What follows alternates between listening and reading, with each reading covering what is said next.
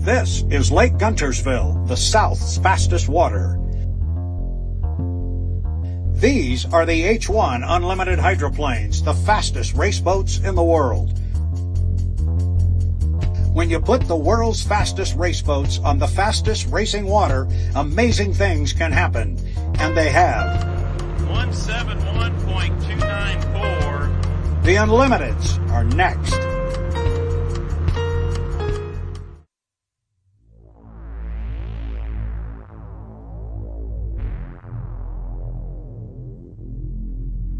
The unlimited hydroplanes, the powerhouses of boat racing. Tremendous charge by Hindenor. How he's keeping the boat under control is completely beyond me. They're kind of flighty. They're doing a little walk. Oh, no, the gate!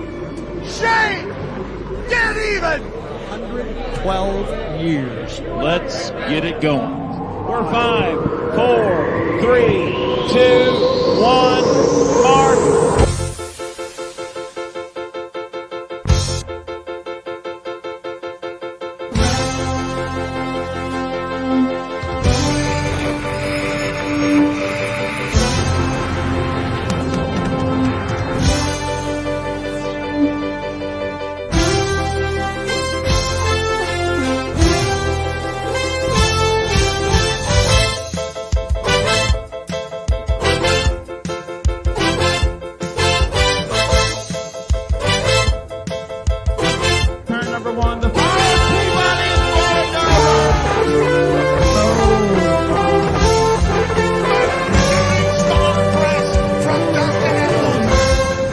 Guntersville, Alabama, welcome to H1 Unlimited's coverage of the 2024 Lake Guntersville Hydrofest and the race for the Southern Cup.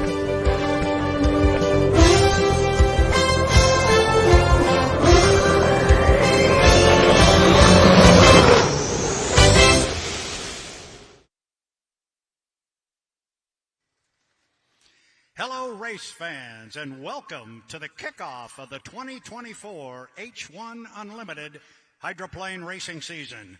And we are indeed in Guntersville, Alabama, on the South's fastest water, and it is race number 1. My name is Brad Luce, and once again, I have the privilege of leading H1 Unlimited's broadcast coverage of our entire racing season. And it should be a good one, as the sport looks to grow, coming off one of the most competitive racing seasons in the sport's history. Open up any new season in any sport, and change is always the topic of the day. The 2024 season for H1 Unlimited is no different. And one of the biggest changes we have for H1 Unlimited's coverage in 2024 is the addition of my new broadcast partner. You may remember her from last year's H1 coverage on Speed Sport 1. It is my great pleasure to welcome Erica Allreed to the broadcast. Erica, I think you're all plugged in, wired up. Welcome to H1 Unlimited. Thank you so much. I had the pleasure of covering a couple races last season and had an absolute blast. Like you said, one of the most competitive seasons we've seen in the sport's history, and I can't wait to see it all again here this year, Brad. Yeah, we could only hope that we'll have a season as competitive as it was in 2023. You saw one of the better seasons. It seemed like every venue, every race we went to, we had side-by-side, deck-to-deck competition. I know on at least 3 occasions, I had to kind of squint toward the start-finish line to see who was going to win particular heats. And that's what brings the fans back. Absolutely, and much like last season, this season, the storylines are plentiful. There's a lot of anticipation from drivers, teams, and crew alike coming into the season to see where drivers and teams stack up against the competition, and it all starts here today. It does. Every one of the boats across the lake here is sitting there with 0 points for the 2024 season. They've all worked very hard in the off season. At the test session, we saw 7 of the boats run, and they got some feedback on what it was they did during the off season, but now they're actually at a race, they're at an event.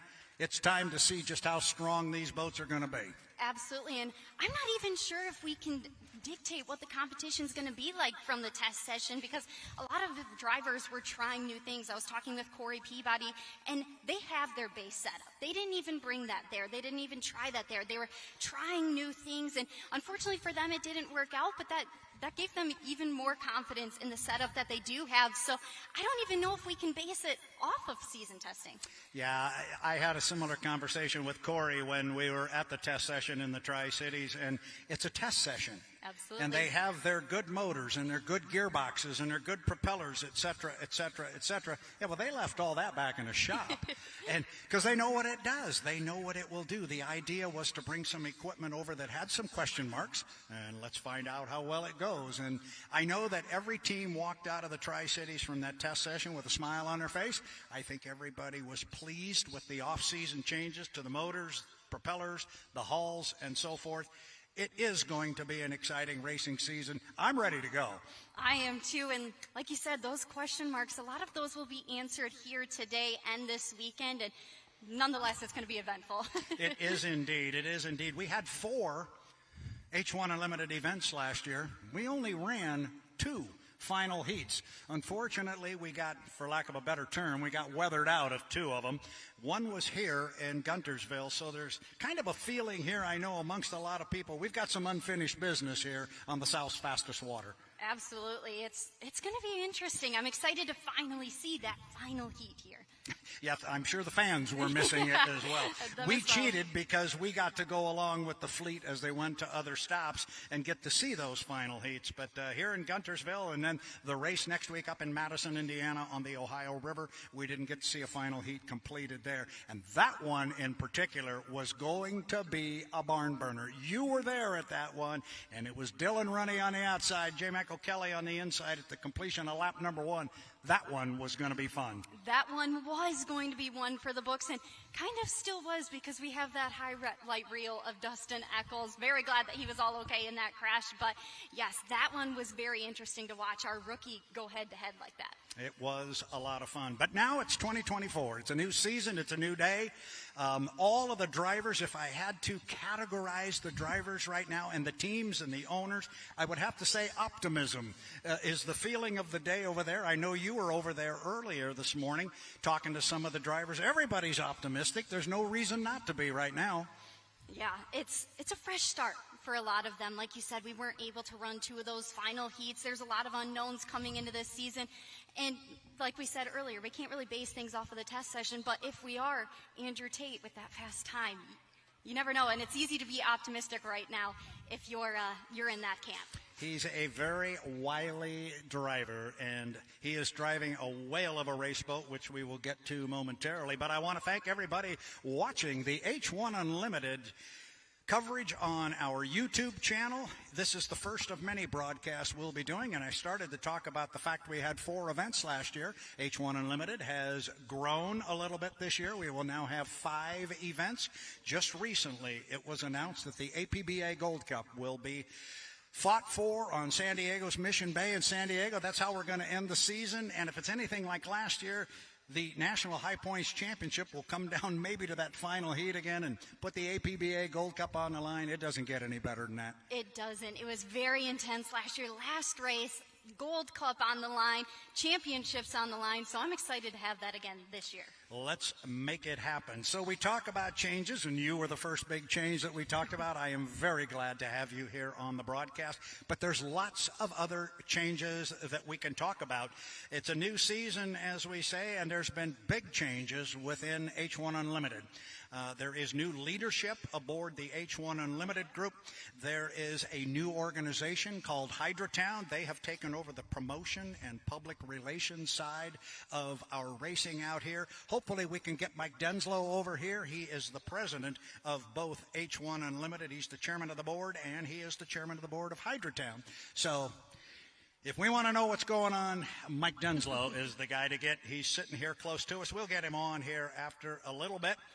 Want to talk a little bit before we go any further about what you're really going to be doing, because you're here because we're not quite set up yet on the other side of the lake, but we're getting there. Our Cracker Jack team up here is going to put it together.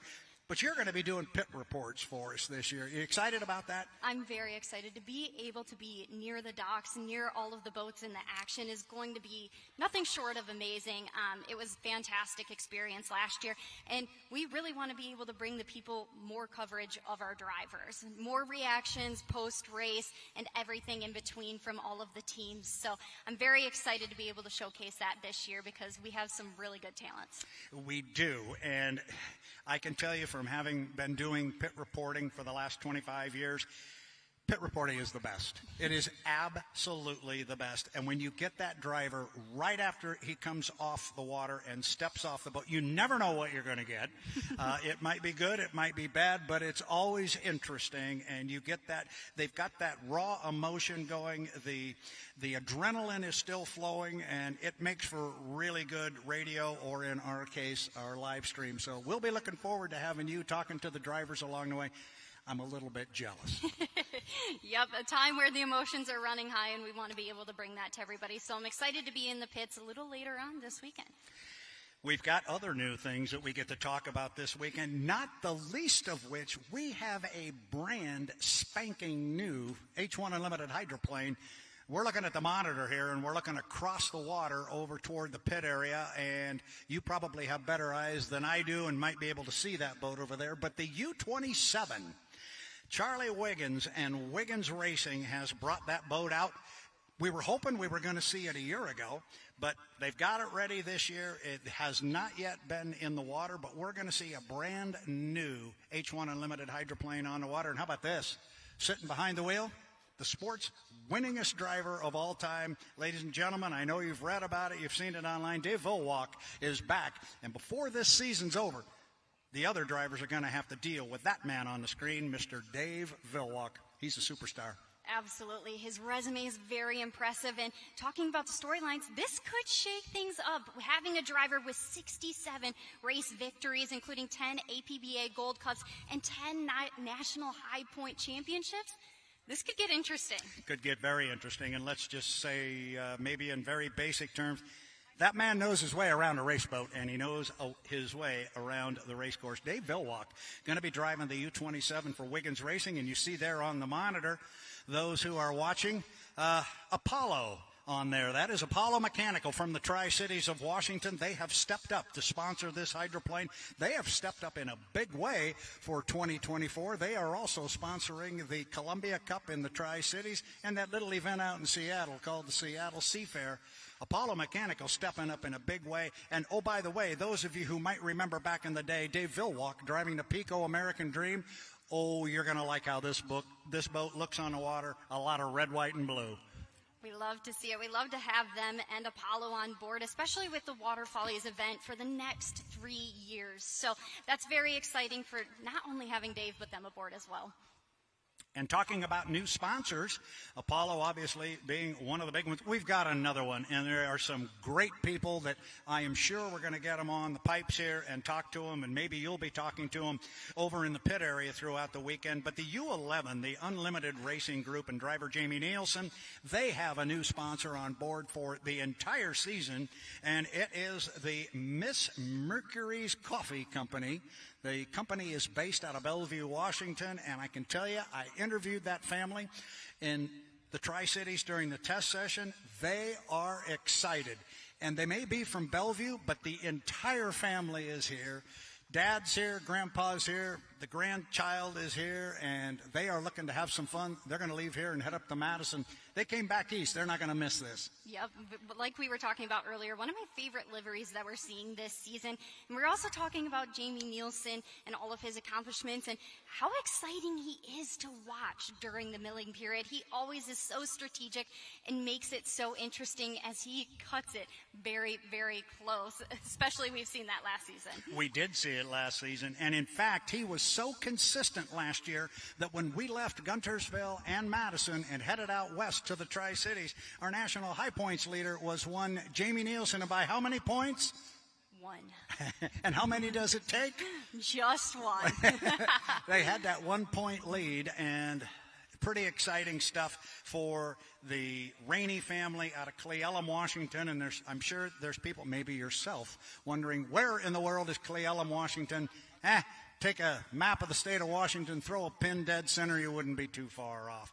So Scott and Shannon, congratulations on a wonderful new sponsor with Mercury's Coffee out of Bellevue, and good luck for a wonderful racing season. We've talked about a couple of boats. Well, let's take a look at our field, because we've got 6 H1 Unlimited hydroplanes here and are in the pit area. We've still got lots to talk about. We need to talk about our racing format, which is different this year. We need to talk about how we're going to go about crowning a winner. There's been some changes. H1 Unlimited, as I said, has new leadership, and there were some things they wanted to change, and we'll get into that. But first of all, we got 6 boats in the pit area.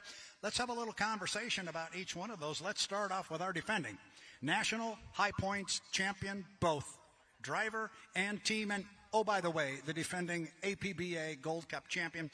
He got his second one last year. Of course, I'm talking about J. Michael Kelly and the newly branded U1 Beacon Electric.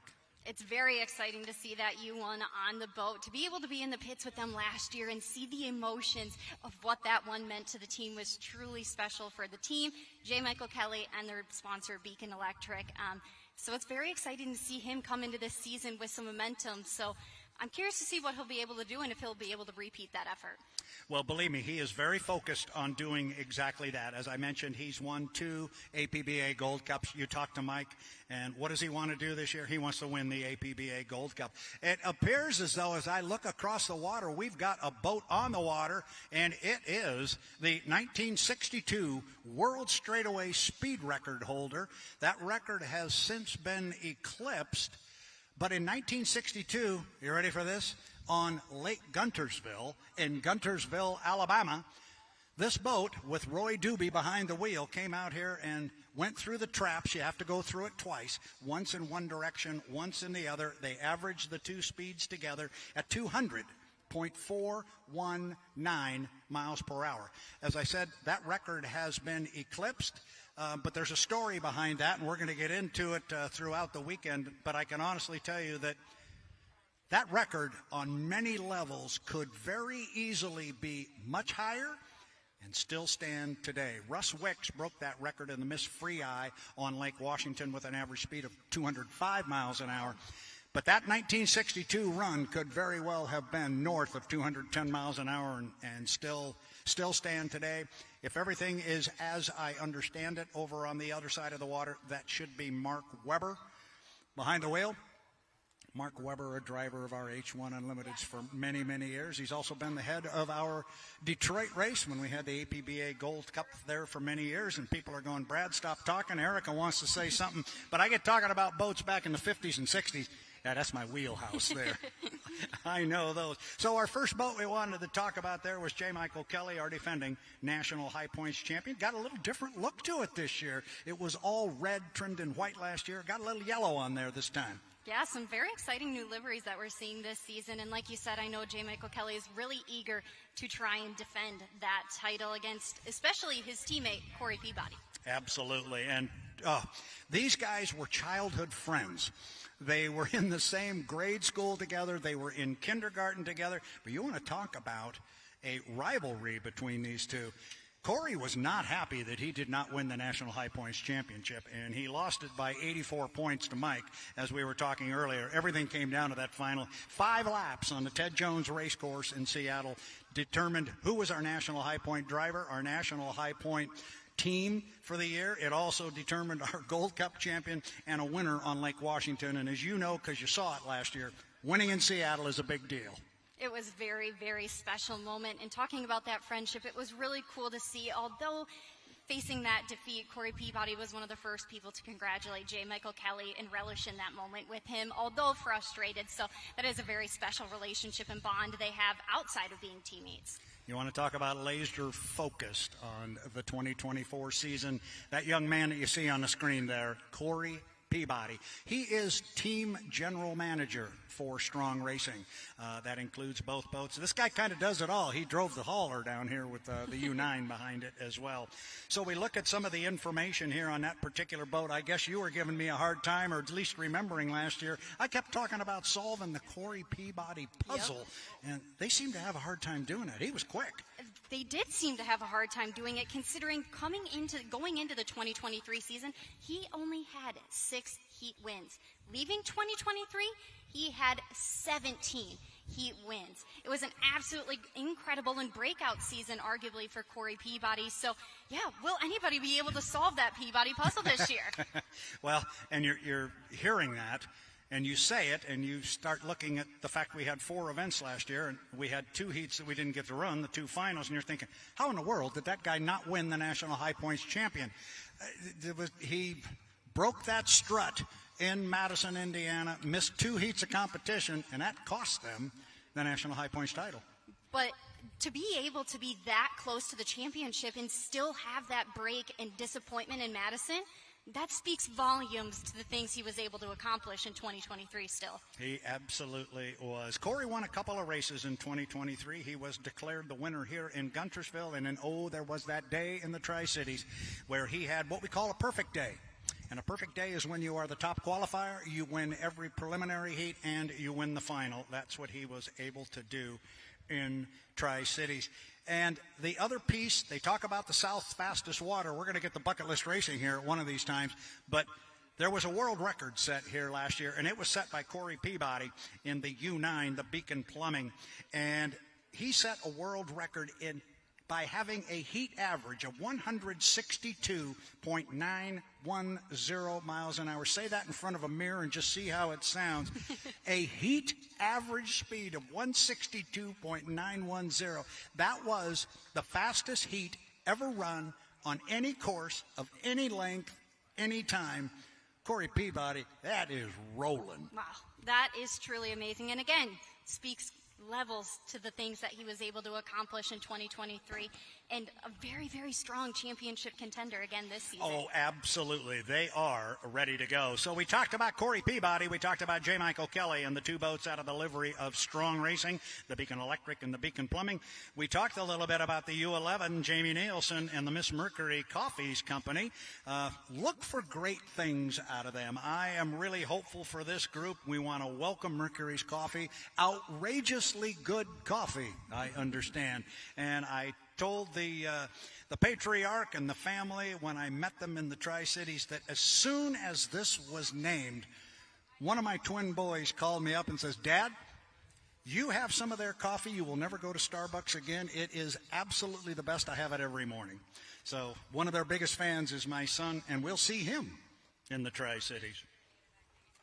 And if you're here joining us in person, don't forget to come to the start-finish line this weekend as we have the Mercury's Coffee tent set up and available. So that's going to be really handy to have here.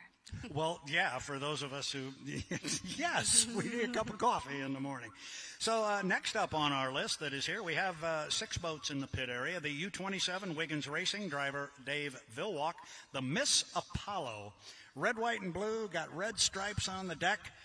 As I said earlier, for those of you who remember Dave Vilwalk driving for Progressive Tool and Industries, a.k.a. Pico American Dream, that boat's going to look a lot like it. This is the hull that is brand spanking new. That's going to be very interesting, too, because although he's such a decorated driver, there's a lot of unknowns with that hull. Oh, there's a ton of unknowns. And I can tell you something. You have done something in H1 Unlimited Racing that I've never done. You have seen that brand new hull. I have yet to see it. You laid eyes on it over in the pit area. So, looking at our field, we talked about Dave. Interesting, if you look down at the hull number, and there are those watching online who want to know about the hull number because this is how we identify boats down the line. And this will be the Wiggins boat, the Miss Apollo, will be referred to as hull number 2427. But you see behind that it says assumed.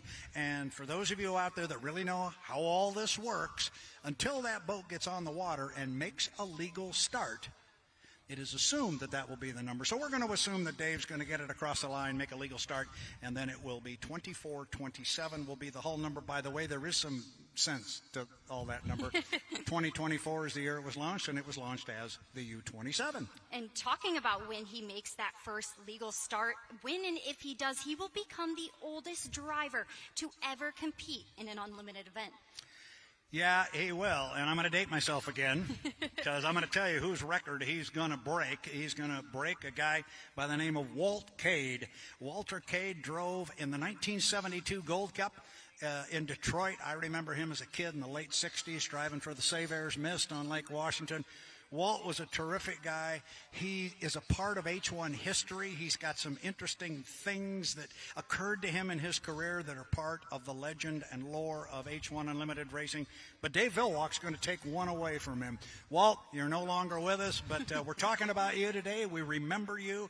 I certainly remember you on Lake Washington driving that U10, the Save Airs Mist. But Dave Villwalk is going to get behind the wheel, and older than Walt Cade, he will now hold that honor.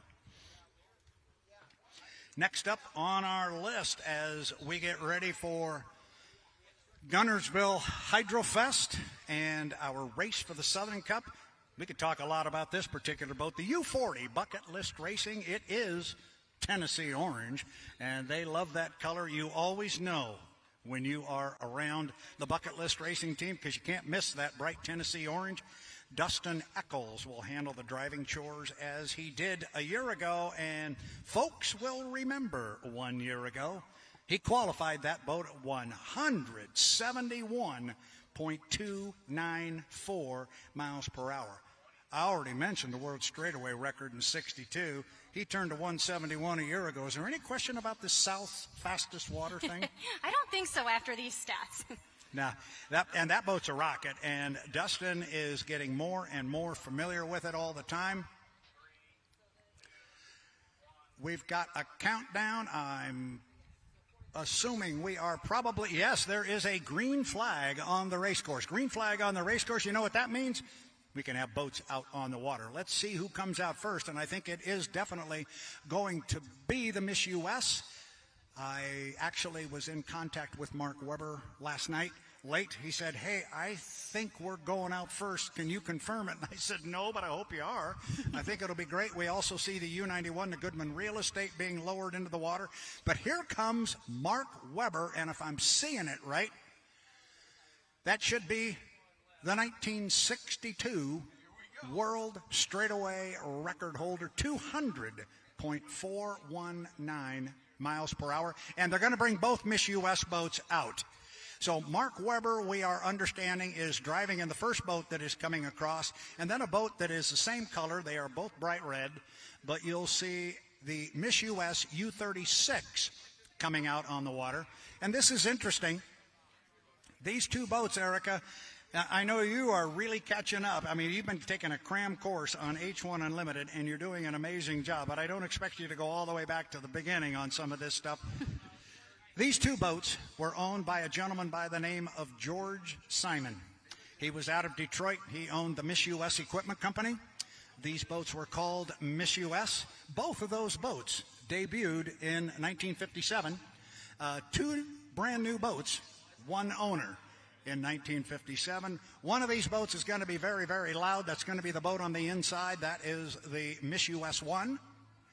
And we'll have lots of opportunity to talk about these two boats, but that Miss US 1 was actually the third Miss US, and there's a really good story in there somewhere. But it is Miss US 1. Those of you watching on the monitor back home, the boat looks just terrific. And Erica, I'm going to tell you, this takes me back to being a young child here in Seattle. I was 10 years old in 1962, watching this boat on Lake Washington. This is very, very cool for me.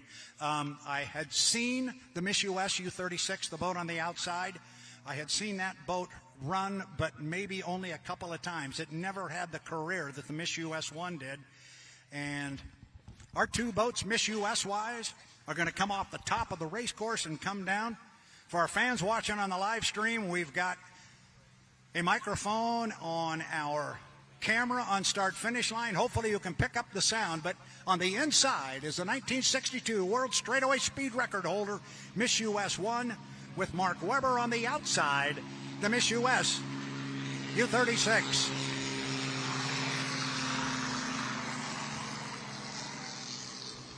Erica, That's why we called them thunderboats back in the day. Understandably. The boat you just heard go by, and that was 2 boats, but the boat you heard was the boat in lane 1 with that open stack Merlin, and there's nothing better than the deep-throated roar of that Merlin. Talking a little bit about the boat on the outside, the driver this weekend is a young man by the name of Steve Compton. Steve Compton is our H1 Unlimited inspector this weekend.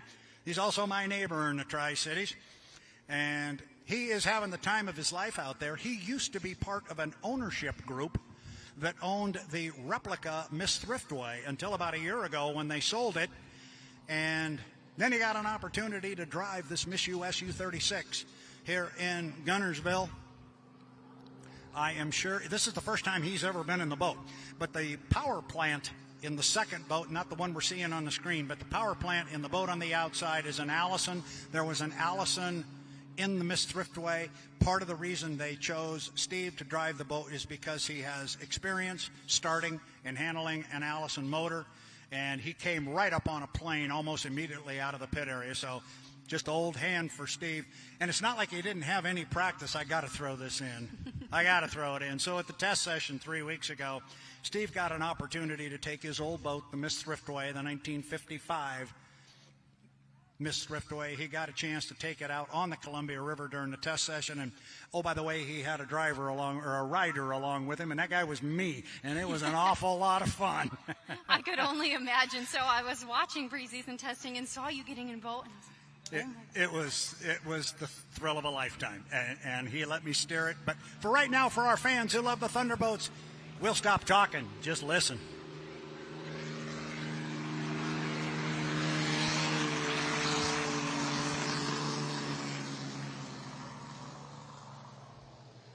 Oh, boy. That's fun. That is fun. And I know there's people that are watching the live stream, especially a bunch of them in Seattle, who are watching this and going, oh, that sound. And they'll all tell the same story, and I'll tell the same one. We were kids, and we were in the neighborhood, and we heard that sound down on Lake Washington, and we had to grab our parents if we had to get a ride down there, or those who were fortunate enough to live close enough to the race course, jump on their bicycles and go down and watch a boat test on Lake Washington. So this is a real thrill. And the Miss US and the Miss US 4 are going to come out. My understanding is they're on the schedule 8 times, so they're going to be very busy. And they will have a good time. I know Steve Compton's the happiest guy on the planet. So is Mark Webber driving a Miss US 1 out front as we start to hear that Merlin spool up. And now you see Steve Compton kind of pulling up a little bit on the outside in that Miss US U36. They're going to go into the top end of the course side by side as Steve gets more comfortable in that Lauterbach hull designed by Henry Lauterbach. That's the boat on the outside. Dan Arena was an individual who was critical and instrumental in the designing and the building of the Miss US 1. I made the comment that this Miss US that's on the inside is actually the 3rd Miss US that George Simon campaigned, but they called it Miss US 1 because it was a hull copy, the same set of plans as the Miss US 1, so they never called it the Miss US 3. Then they made the other one the 4. There never was a Miss US 3. But that's it in lane number 1. It ran as the Miss US 1. Here we go.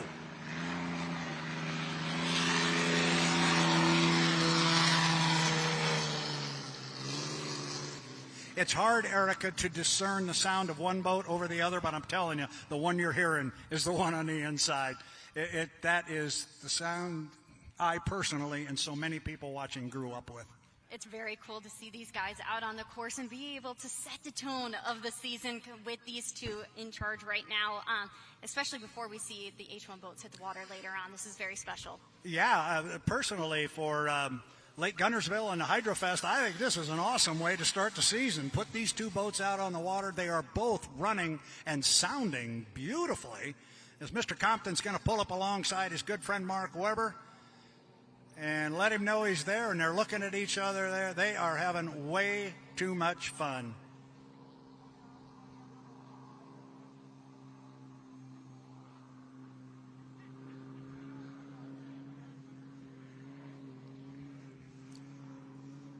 That just means I'm playing fan and enjoying the sound. It's hard not to when they're going across the water.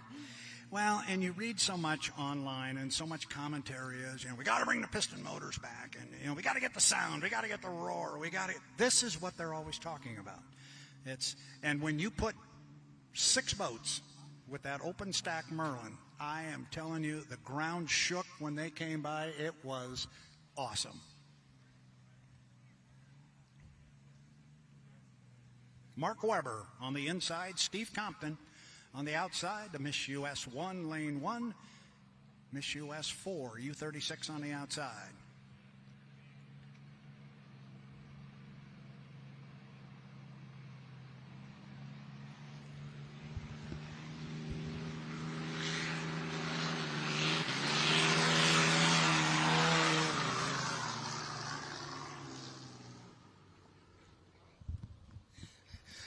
I could listen to that all day long. Ah, that's good stuff.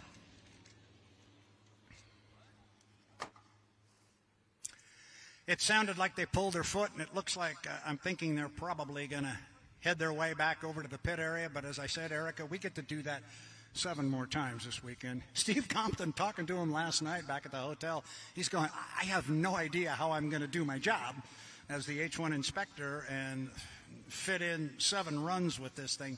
However, George Simon, as I mentioned, owned the boats.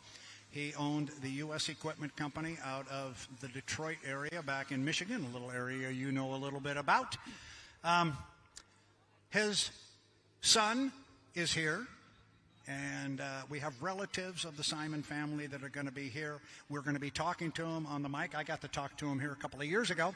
We're going to do it again, but I am understanding, too, they are both going to take a shot at taking that Miss US 1 out on the water. And I asked them if they'd ever done it before, and the response was very quick and short and sweet. Yeah, 40 years ago. It should be fun. And I know that you understand how all this works, having been around us last year, but if you would like to know who is coming out on the water shortly, all you have to do is look around us. And you start looking at the shirts that are standing in front of us. We got bucket list shirts. We got Beacon Electric and Beacon Plumbing shirts. We've got the Goodman Real Estate right in front of us, too. So I think that's a pretty good indication of what's coming. We're going to go testing and get H1 on the water. Yep. So, speaking of that, we mentioned the Goodman Real Estate. The last boat that we need to talk about is our U91. It's Miss Madison Racing. It is driven by Andrew Tate, and it is the Goodman Real Estate. This boat's going to be a little bit confusing, maybe for a couple of fans, because Andrew Tate was here last year, and on the circuit last year, he drove the Goodman Real Estate. And he's going to look like he's in the exact same boat this year, but he's not. This is a different hull. The boat that was here that was blue and white, it was Miss Home Street last year. It was driven by Dylan Runney. That is the 2018 hull. Well, this is the newer hull. This is the 2018 hull. Andrew last year drove the 2007 hull. So now he steps up into their number 1 hull. And this boat, as I was telling you earlier, 2 years ago, this boat was dominant with Jimmy Shane behind the wheel. We all know Andrew Tate knows his way around the race course. I think everybody's anxious to see what Andrew can do in this one. I think they are, especially after preseason testing and setting that fast time over the field. And like you said, to be able to have a driver of Andrew's caliber behind the wheel, again, another strong championship contender there. And I don't know how much interaction you've had with Andrew Tate. This guy is a character. He is fun. He is a professional racer. And that is all he thinks about. That's what he does. He has hydro simulators in his basement, and he stays on top of his game during the off season by running this simulator. He drives all different classes of boats, and this kid is a winner wherever he goes. Absolutely, and I'm curious to see if he can do that again this year. It's been since 2018 that he's claimed the National Driver Championship, and since 2018 that he etched his name into the Gold Cup as well. Yes, absolutely. Oh, that was quite a day in Detroit because he's from that area, and that was a big day. And he and his father, Mark Tate, They are the only father-son duo to both etch their name on that prestigious Gold Cup. And any one of them will tell you, once you get your name on that Gold Cup, it never comes off. Absolutely, and there's probably an extra sense of emphasis to put it and do it there in Detroit as well. To do it, and it's just like J. Michael Kelly a year ago. J. Michael Kelly won the Gold Cup. He won it on home waters in Lake Washington. Yes, that was a big day for young Mr. Tate back in Detroit. Andrew, I believe, is away from the dock. Is that the 91? I believe it is. Again, this is the boat that was blue and white out here last year. It was driven by Dylan Runny, and this boat, driven by Dylan Runny, and the boat that Andrew Tate drove a year ago looked identical to this. I think if we set both of them in front of you, you wouldn't be able to tell the difference. But this is their number one hull, built in 2018. So Andrew Tate on the water in the U91 to Goodman Real Estate.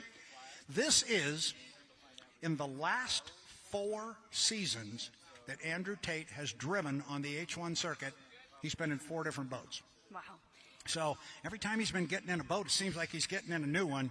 I asked him in the Tri-Cities what he thought of this ride when he first got out of it, and he goes, it's fast. And it is really fast. And I think he might be looking for some redemption rides here, because we can't forget last year in Guntersville when he had that blowover and Dustin Eccles accidentally tagged the back of his boat, making him unable to compete in our next round in Madison. So I think we're going to see some redemption rides from him.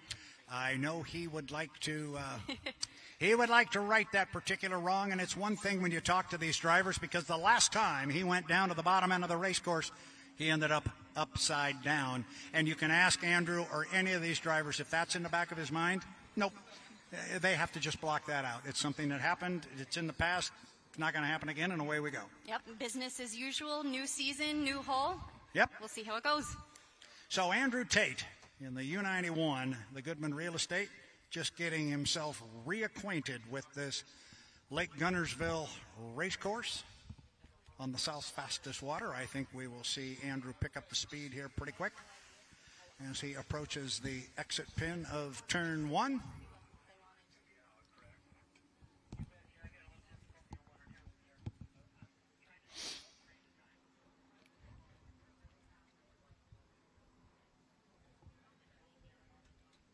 Andrew Tate is a 4th generation boat racer. We talked about his father, Mark Tate, and those who follow the sport remember the names of Winston Eagle, Smokin' Joe's, and they were Gold Cup winners with Mark behind the wheel. But his mother also, Sandy, she drove and was quite accomplished and very decorated. And a great story about Andrew's parents, Mark and Sandy Tate. They met at a boat race. Well, of course they did. Where else would they meet? Now we see Andrew starting to put the foot down a little bit in that 91 to Goodman Real Estate. Good look from the drone there.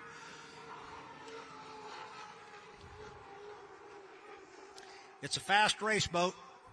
We're going to be getting some speeds on these laps. This is testing. It's testing only. We talked about how wide it is, and these guys do not have to lift their foot when they get down to the bottom end of the race course. He's still not even to the exit pin yet. There it is. He went by it.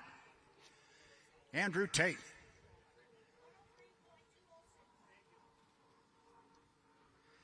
Test sessions like this are all about finding the right combination. The right combination of skid fin placement, propeller, gearbox, motor. They want to find the combination that works the very best. Andrew, look how tight he is to that buoy row off the top end of the course. And you'll see most of our drivers stay very, very close to the buoy row because the course is so wide.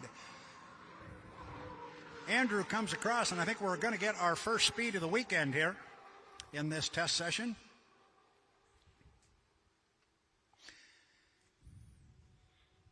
Andrew Tate driving for Miss Madison Racing. 2024 marks the 63rd consecutive year the folks in Madison, Indiana have had a boat on the circuit. That first lap, it was up there on the speed. I've missed it. I think I saw a 168 pop up there, 168. We'll get it back up on the screen very quickly here. Want to thank our live stream team that was here bright and early this morning to make sure We had everything up and running at the appointed hour at 1:30. Here comes Andrew. Look at him just pick up the right side of the boat, and you can look almost right underneath it, and that's when the boat is running very, very strongly. And he is moving as he comes across start-finish here. We'll get a speed on his second lap. And did Andrew pull his foot down there? 170.483 miles an hour. 170.483 miles per hour. We were talking about that 171 that Dustin ran a year ago, and it was Dustin's team that was asking me if anybody was going to beat that. And I said, oh, yeah, I think it's going to happen. I predicted a 173, so we'll see. We got another boat out on the race course. And that is going to, oh, here we go. The U-27, the Miss Apollo with Dave Villwalk is out on the race course. So that is a big moment right there, Erica, because this is a brand new unlimited hydroplane, and it is out on the race course. So they can check the first box. They dropped it in the water. It floats. And then they can check the second box. It starts. So everything good, and I expect we will see Dave come out and just run some slow laps around the race course. They want to make sure that everything's working as Andrew flies the 91 across start-finish line. I know you already saw this boat coming off the top end. I haven't yet. I want to look-see here. Looks good. Red, white, and blue with the big letters Apollo, stars on the nose, stripes on the afterplane. Looks good. Dave Villwalk in the U-27 Apollo.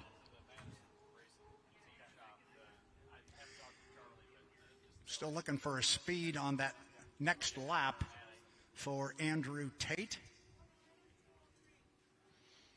In the 1:11.203. I didn't think, I obviously took my eyes off of him because I didn't realize he pulled his foot that far. We got a third boat out on the race course right now coming away from the pit area, and we will get a notification of who that is. But they are away from the dock, and we can have up to 3 boats. We can have up to 3 boats on the water at any time during testing. It is Dustin Eccles in the U40, the Bucket List Racing. Thank you, Andrew. You got better eyes than I do. And here comes Andrew Tate slowly. Look at Dave Villwalk picking it up on that brand new hydroplane. And boy, it was standing up proud out of the water. Yep. And now, like you said, we have Dustin Eccles out on the course. And Brad, a lot of times last season, he was very fast in the qualifying sessions, but it didn't necessarily translate over to the heat. So I'm excited to see if he can do it in both this year. But nonetheless, he is very exciting in these qualifying efforts. Yes, he is. Dave Villwalk looking very, very strong up the backstretch. Now here comes Dustin Eccles. He turned that 171 a year ago. The boat is awfully fast, but for those astute fans who have followed what's going on with NH1 Unlimited, as we approach the 2024 season, we have a new start procedure, and we have some new rules that are going to affect that start procedure, one of which is the 80-mile-an-hour rule. 80-mile-an-hour rule is gone. We buried it right here in the sand about 4 hours ago. But what we just saw Andrew Tate do was come very slowly to the start-finish line, and then he punched his foot in it. As you and I talked this morning, Erica, we don't know how exactly these teams are going to handle this new start procedure that you and I'll talk about. But Andrew Tate just gave us a hint of something they're at least looking at. He came very slow to the line, and then he punched it right when he got to the line. Here comes Andrew. It's going to be very interesting to see all of the teams and driver strategies come into play because, like you said, it's a great unknown. We don't necessarily know how that milling period is going to go this season, given that rule changed. And here comes Dustin Eccles across start-finish line. You see the boat pounding on the nose a little bit there. They've got the boat really stuck down on the water. You see the water splashing off the recovery area quite a ways up toward the front of the Bucket List Racing. That's not the way they'll have the boat set up when they're ready to really roll out here.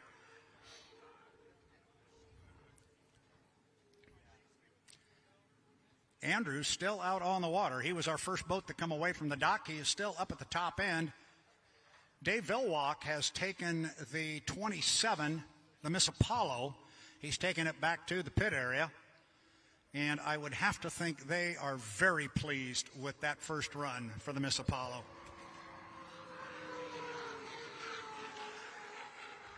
Want to talk about a good boat ride? That's about as good as it gets right there from Mr. Tate. Our Tana Morissette has been doing the best she can, as our communication link is not yet established, as we will have it later on.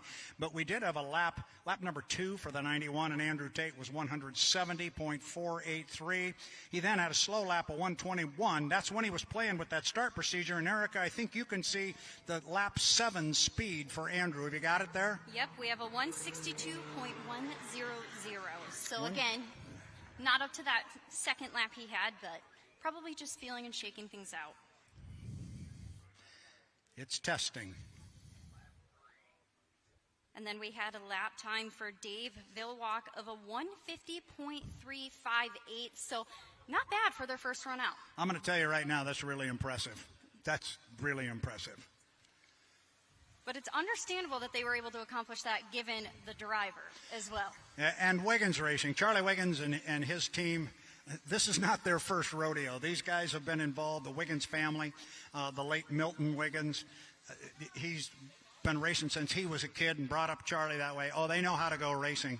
And doesn't surprise anybody, I don't think, that they went out and ran that well, if anybody's going to. Quite honestly, I think a $150 was a little bit higher than I thought they would do, but tip of the cap to those guys.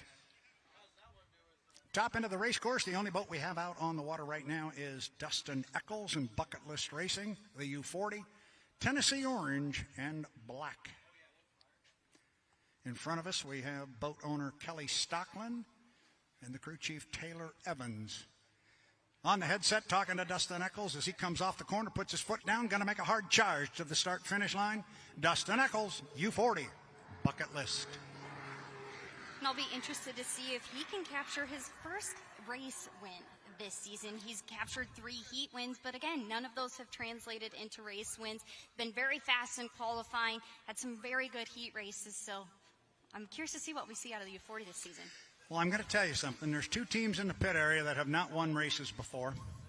One of them is, as you just said, the U40 Bucket List Racing and Kelly Stockland, who's been involved with H1 racing all the way back to the late 60s and the early 70s. The other is Scott and Shannon Rainey in the U11. When, not if, when one of those teams wins an H1 event, we're going to lock down the pit area, and there's going to be a serious party, and I plan on being there. That will be a moment I would not want to miss. It's definitely not an if, it's a win. It is a like win. You said, Jamie Nielsen, too, 7 heat wins. So it's only a matter of time before he replicates that effort over to a race win.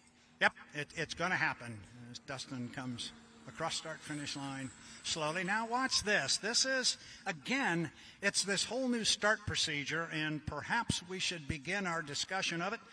We mentioned we buried the 80-mile-an-hour rule right out here in front of our broadcast position here. It is gone. We talked a little bit earlier about the new regime, the new leadership within H1 and Hydrotown.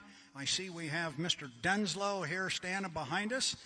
And maybe what we can do now, Erica, maybe I'm going to ask you to step away from the microphone here if I can. And let's see if we can't get Mike Denslow in here. He is the chairman of the board of the new group Hydrotown that has taken over the marketing and public relations arm of H1 Unlimited Racing. He's also the chairman of the board of H1 Unlimited Racing. Throw all that out the window. When I talk to this guy, I call him the boss, but right now we'll just say, welcome, Mike Denslow. Welcome to Guntersville and this very, very cool venue. A very fast water, too. Somebody goes out in the first 15 minutes, it goes 170 average lap. It's unbelievable. Yeah. Welcome to the South's fastest water, huh? There's something to that as Dustin rocks across the start-finish line. So, I mentioned you're the chairman of the board. I've mentioned we've had a lot of changes. The 80-mile-an-hour rule is gone. Talk about some of the changes and why they were made.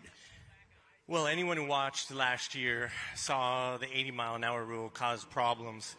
If you got too close to the start-finish line and you couldn't go below 80, you were going to jump the gun. And it created just some issues where people were jumping the gun, and then all of a sudden now the fans watching the race and the guy who came across first wasn't the winner. just wanted to eliminate that. Wanted to get back to, hey, these are supposed to be the best drivers on water. So let's have them dice it up before.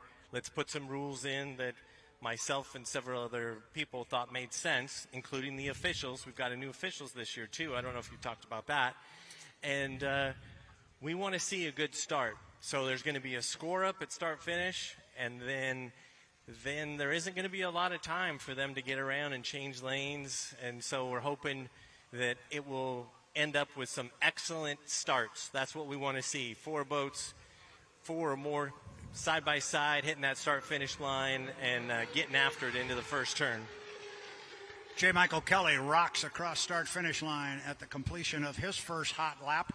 And if we wondered about somebody flying a boat, that's what J. Michael Kelly does. And he was walking the sponsons. They did a lot of work on that boat, as they did all of them during the off-season. And Mike, his boat went on a diet, I understand. And every time I ask how much weight came out of it, I get a different number. So they're not going to really tell me, nor should they. As teammate Corey Peabody in the other Beacon boat comes across start-finish line. That is the Beacon Plumbing. J. Michael Kelly at the top end of the race course in the Beacon Electric. You talk about the starts for the race, and if a driver approached the start-finish line and he was early, to avoid jumping the gun, he couldn't really back off, because if he backed off, he went below 80 miles an hour, and that was a disqualification. So the driver would make a conscious decision: if I'm going to jump, I'm going to jump it, and I'm really going to go, because that was, at the time, a 1-lap penalty. Now it's a 1-minute penalty, so a lot of changes. And already out here, Mike, we've seen some activity on the water that is indicative of these guys trying to figure out what they're going to do in the starts. It's going to be interesting. Well, these are professional racers, and you said Andrew Tate earlier. That guy is a racer. J. Michael Kelly as well. I think about those guys all the time, that every weekend they're racing somewhere on water. Yep. They're just all over the United States and Canada racing. And we want the drivers to have an input on, okay, if I'm going to try to win this race, I'm going to have the best technique. And it's going to be interesting to see. Another thing you were talking about, you and Erica were talking about, was Dustin Eccles in the orange bucket list, and made me think of F1 car racing. There was an orange car, Lando Norris, and he'd been around for about the same amount of time as Dustin, and he won the race in Miami earlier this year. So watch out for that orange boat. It's fast with Dustin. Well, as we were just talking, for them and the U11, the Mercury's Coffee Company, it's not a matter of if. One of these days it's going to happen. And I don't know, while you were talking, Mike, I don't know if you happened to catch J. Michael Kelly up the backstretch. He went very, very slow, and they're playing with this start procedure. But here comes a couple of teammates side by side. Beacon Electric on the inside, Beacon Plumbing on the outside. Kelly and Peabody. And I started to get excited about that, because, you know what, I've been waiting all year to see it just like you. That's cool. I know. I'm like, keep it on the water, boys. That's it. Keep it on the water. Another thing I see that's very interesting that's going on here, a little bit more subtle. Have you noticed that the bucket list racing went back to the pit area? Have you noticed their brain trust didn't? They're standing here watching what everybody is doing for this start procedure. We still have boat owner and the crew chief standing right in front of us. They're making notes. Oh, yeah. Both of them got a pen and pad, and they're out making notes. And, hey, that's what we want to see. We want to see good racing. We want to see them dicing it up before the start, and then some great heats. And here we go again. Now, that was a run up to the entrance pin to turn number 2 by both of the boats. Now, that's going to be our commitment buoy at the entrance to 2. When the boats go past that buoy before the start, they have to maintain that lane all the way down to start-finish. So what they're doing is going slowly up there, and we said there'd be some trolling. Look at Mike up there. He's almost pulled the thing to a stop as he gets to the exit pin. Corey hit the gas earlier, and Corey comes down. They're timing all of this out. How long does it take to get from point A to point B? Well, Mike does this in 1 liter and 2.5 and 5 liter and everything else he drives. So it's just figuring out your marks and then making them happen on race day. And he just punched his foot into it. Somebody will be counting down the number of seconds it took him from the time he hit the gas to get right there on start-finish line. Talk a little bit about, if you will, Hydrotown, this new organization, what the vision is for the future of hydroplane racing. Well, we wanted more marketing, putting money behind technology and marketing. I mean, we look at it, we're all business people, so we looked at it and we said, all right, we want to promote our sport. We want to have more fans, and we want to bring back the heyday of maybe the 80s and 90s when we were on, even the 70s on Wide World of Sports. And we want to get our boats and drivers and sponsors like a Mercury's Coffee or Apollo or Beacon or Flavor Pack, who will also be joining us when we get back to Tri-Cities and Seattle. Just more eyes, more of a business approach. So we've hired some people, and you see with the technology that we put into the live stream, and not just hardware technology, but new hardware, new drones. We want to promote this sport that we all love so much. Yeah, I'm glad you brought up the live stream and everything, and not because I'm a part of that, but because of the effort that has been put forth by so many. There was a great need for additional and new infrastructure on that side of the business as Mike comes flying off the top end in our defending national high point champion, J. Michael Kelly. In the Beacon Electric, nobody loves to fly a boat like Mike. He can do it. Absolutely. You see Corey running up the backstretch. Interesting fan, spectator right in front of us, Darryl Strong, wife Vanessa, both standing right here watching their two boats out on the race course. And Kelly Stockton keeping an eye on them. Kelly's not letting anybody out of his sight. As Corey comes off the top end, hops a little bit up there as he got right to the exit pin. Now watch him come down. This boat's a quick one. He's not running very hard right now, but, that one's a runner. So I know we've had a lot of conversations, you and I, during the off season. We've met many times on the phone. We also did our very best to interrupt yours and wife Katie's vacation over in Europe, just to make sure we kept you apprised of what was going on with H1 Unlimited. But there's fans out there who say, gee, we're just not hearing anything. We're not hearing anything. And I always tell them, please don't let that be indicative of what you think the effort is. Since I became part of your group in a very small capacity in helping, I'm not sure I've worked that hard in a long time. It's been fun. Board member is your capacity, which is very important. And then, putting you in charge of the live stream team so that they have a direct connection. Previously, they did not have a direct connection to the board, to the H1 board. And we saw that as vital, as the live stream and the views we're getting and the feedback we're getting. We want to keep making it better. And as Nick said back in Tri-Cities, this is the worst live stream we'll have all year, and because it's only getting better. And then I heard him today sitting up there, this is the second worst live stream we'll have this year. That's it. Because it will just keep getting better. And gosh, you got to love those guys. Mickey, Gio, Nick, I mean, come on. Those are some great guys coming out here and putting on a show, helping put on a show for all the fans at home. And this is my first time in Guntersville, and I've watched the live stream, and it's amazing what they do. And I know we've got fans all over the world because we can keep track of that kind of thing, and we just try to keep making it better, one race at a time. One race at a time, one day at a time. Look at Mike put the air underneath that defending National High Point APBA Gold Cup champion. You won the Beacon Electric. Good-looking color scheme on that boat. It's a little different than it was a year ago. Yeah, they added the yellow. Yeah, and it's more distinctive. And then you got the Mercury's Coffee, white, black, red. So you can definitely tell them apart now. Looks like somebody might be coming out. We're monitoring the H1 radio. We haven't talked much about speeds. Let's take a look. J. Michael Kelly's quick lap so far, 161.600. Looks like Corey's laid down a lap of 158. His second time around, 158.364. Top lap, as we said earlier, was the second lap. Second lap on the clock in your 2024 season, Mr. Denslow, was 170. That's the second lap on the clock. I know. Mikey. It's dropping at 170 is just making a statement. I mean, they were the first one out here, and they're like right after the vintage boats. Yeah. And they said, okay, yeah, Strong, you guys had a good year last year. Guess what? We're going to have a good year this year. Oh, gosh. So did he pull his foot? He did indeed. Looks like J. Michael Kelly we'll head back. Ooh, no. That last lap, how about that? 164.272 miles per hour.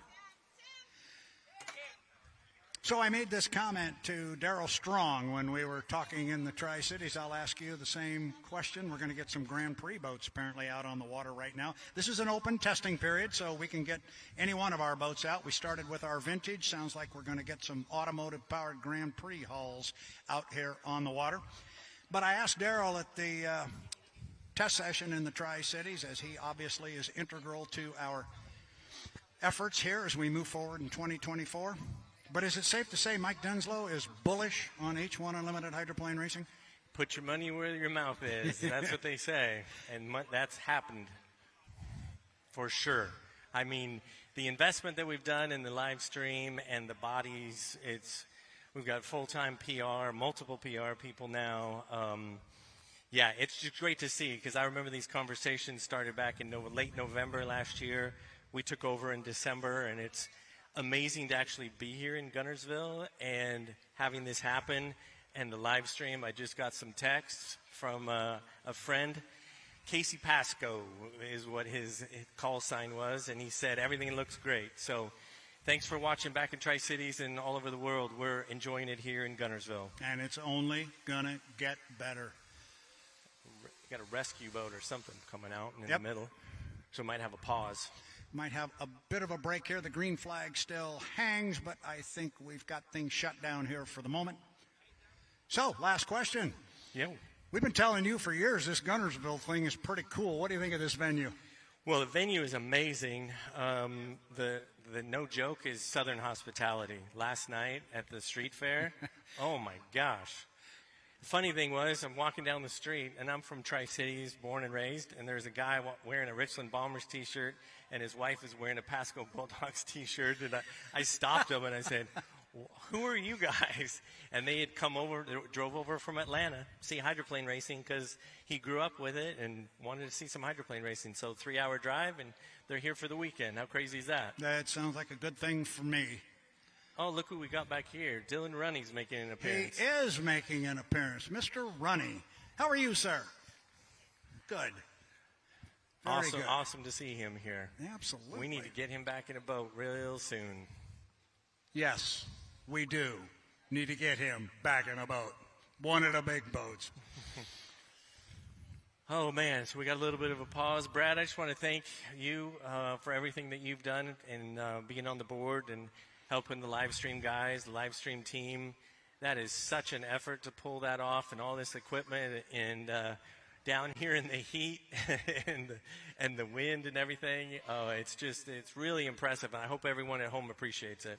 Well, I believe they do. In fact, I'm sure that they do. I know I do. I made the comment this morning. We had a little get-together this morning because, as you mentioned, we've got some new folks. We got some new people on the live stream team. We've got a new chief referee that we'll talk about and hopefully get an opportunity to interview a little bit later on in the weekend. But with regards to the live stream specifically, you tell me thank you and congratulations. As you know, I didn't have a whole lot to do with it except maybe organize, and I bought pizza one night.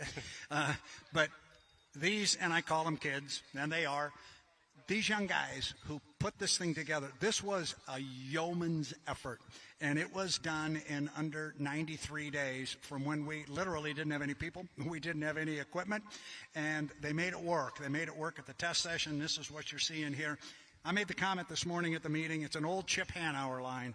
But I said, those kids, I'd follow them down the Amazon. They say go this way, I would follow them. They are that good. Well, look at that. We had a live stream starting at 2 o'clock, and they couldn't be outdone. They said, let's just start at 1:30. Yeah, let's start. Brad, go ahead. Get her going. Yeah, let's go. And if you were on at 1:30, and I heard you saw this last night, probably the coolest video you've seen in a while, and that is the brainchild and the efforts of one Nick Kish.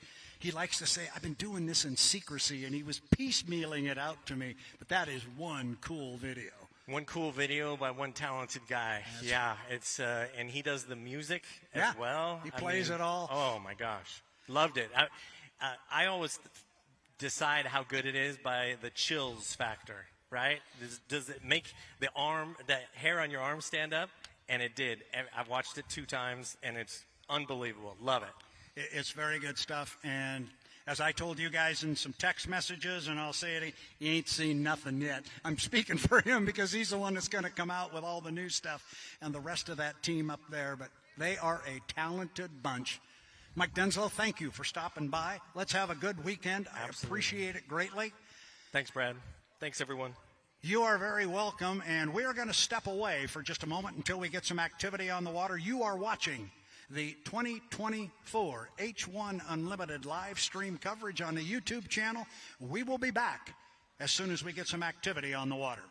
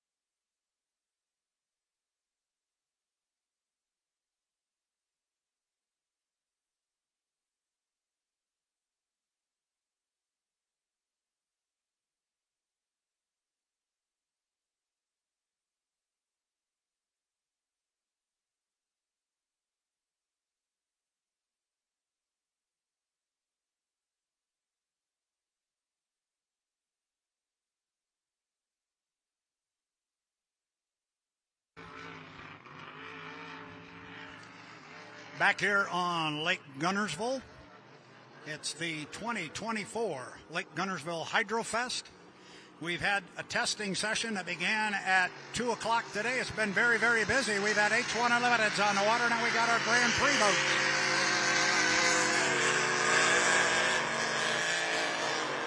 Couple of them out on the water right now. That predominantly white boat is driven by Brandon Kennedy. It's TKO Racing, sponsored by the Thompson Automotive Group and River City Printing out of Madison, Indiana. That's the first boat running up the backstretch.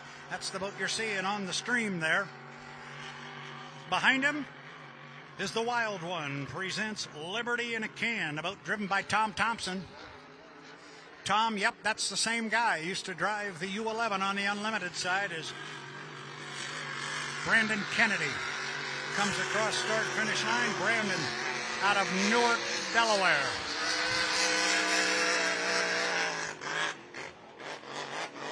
Tom Thompson came across pretty hard.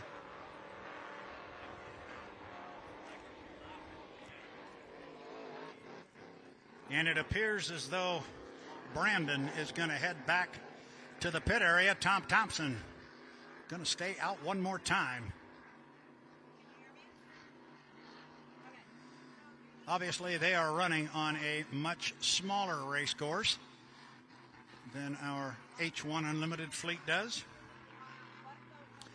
I was just explaining to someone here near the broadcast that we saw the very loud vintage H1 hydroplanes, and when the people want the noise back, this is kind of what they clamor for, at least current day racing, as Tom Thompson roars across the start-finish line. The Wild One presents Liberty in a Can. The Miss Liberty, that's the GP 71.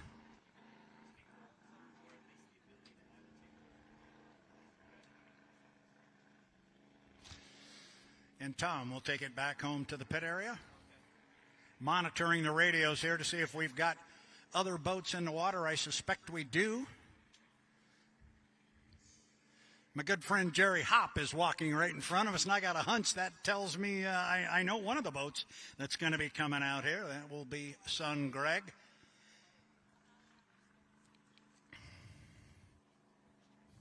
Old Trapper Beef Jerky. That's it, Old Trapper Beef Jerky. Good stuff. We're giving a lot of it away too. Did you bring any with you? Next Here. time over, they said, "Run! The boat's going in the water." So I jumped in the car and came over here. And I want to. Can you show us that run? That's it, right? That's not bad. Not bad.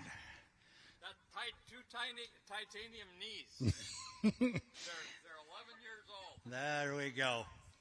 One of the great names in hydroplane racing on any level is Hop with two P's, Jerry and Greg, the entire family. And you pretty much every year, it seems like, almost completely rebuild that boat. And I think if you speak loud enough, they can pick you up here in my mic.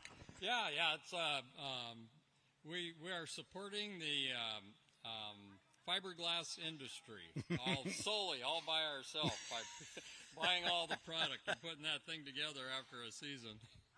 And you guys are the kings of the local sponsorship. You guys have always got good sponsors on your boat. You know how to take care of them. That's important. Yeah, it's one of those you don't go in and ask for the moon. Go in and say, hey, come down and have some fun at the race, see what's going on, and next year the size of the sticker is proportionate to the size of the money. And the amount of the beef jerky. It all goes up. Lots of beef jerky. Thank you very much. See, I have helpers here. They bring cold things to put around my neck. You got one? Don't leave home without it. Oh, there, I see it back there. Ice towel around the neck. There we go.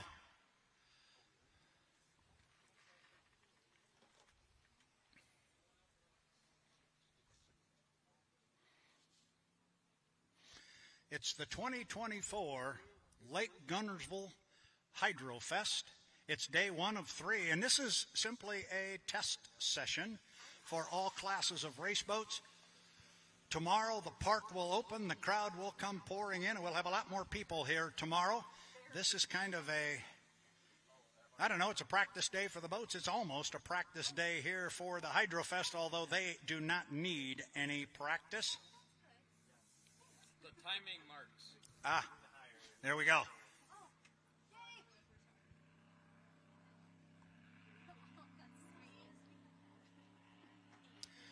So we have another GP out on the water.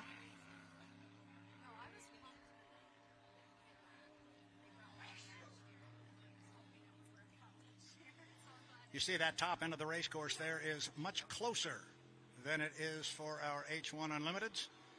And they will be putting on a terrific show this weekend. It's going to be the GP3. GP3, or Roger Mahan Motorsports, driven by Jimmy King out of Memphis, Michigan.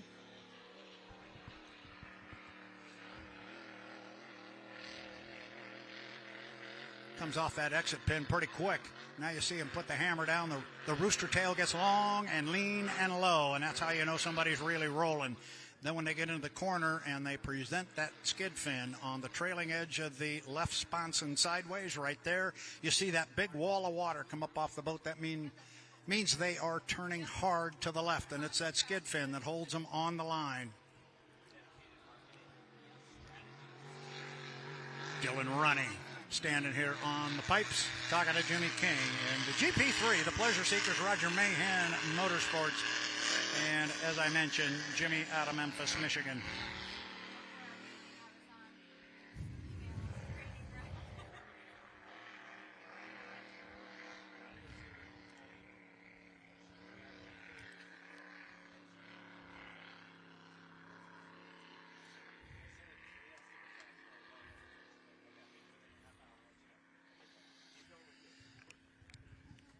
And he will head back toward the pit area on the other side of the lake.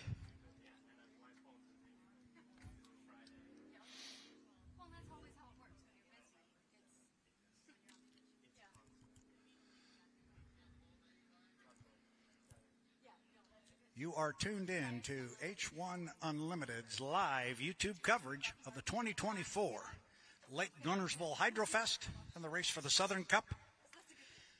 It's been a pretty active test session we've had so far. We've had multiple boats out on the water. I'm just trying to think through my own memory if we've had everybody out on the water on the unlimited side. I don't believe we have. We have not seen the U11, have not seen the Miss Mercury's Coffee Company.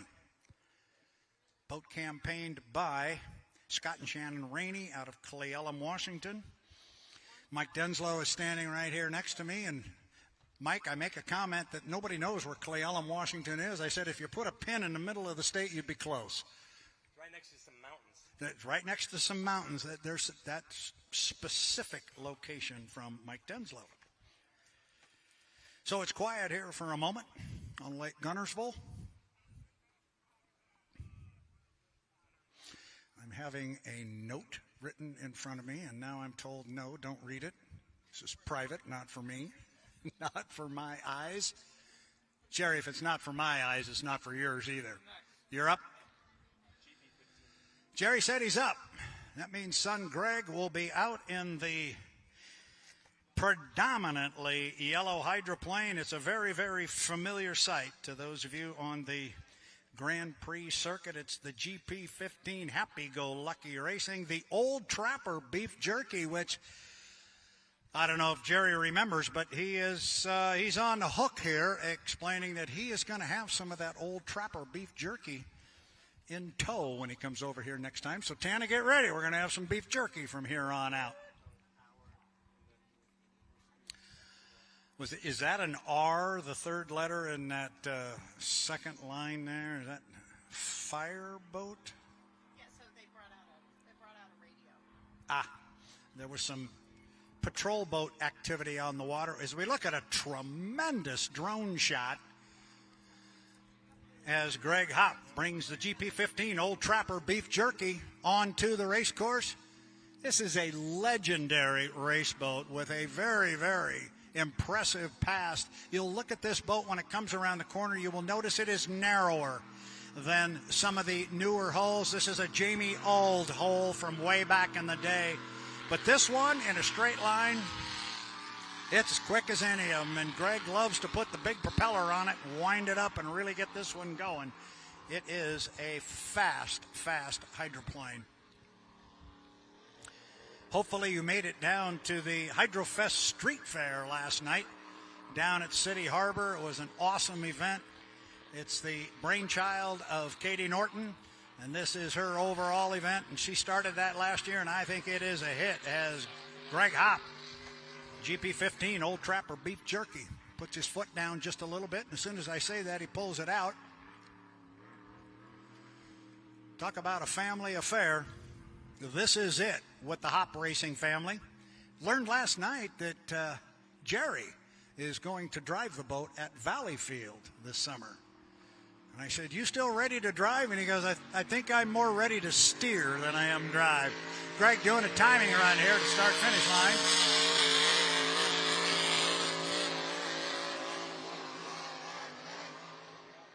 Maybe he'll put a hot lap on the books. He definitely came off the upper corner, put his foot in it, and he ran it hard. I thought maybe to the entrance pin of the corner, but he is still rolling. Greg Hopp. And there's where that boat is really strong, is in a straight line. It's a quick one. Now watch him through the corner. Boat is hanging, what we call hanging on a hook. And that's that skid fin off the trailing edge of the left side sponsor. And this will be a quick lap here for Greg. There you go, and he pulls his foot as soon as he crosses the line. GP15, Old Trapper Beef Jerky, owned by Jerry Hopp of Lake Stevens, Washington, driven by Greg out of Snohomish. Where is Lake Stevens? Where is Snohomish? Let's just say it's on the west side of the state of Washington, and they're not very far apart. Thought maybe Greg would head back, but he's not going to, so he will stay out again. Again, a wonderful drone shot there up the backstretch.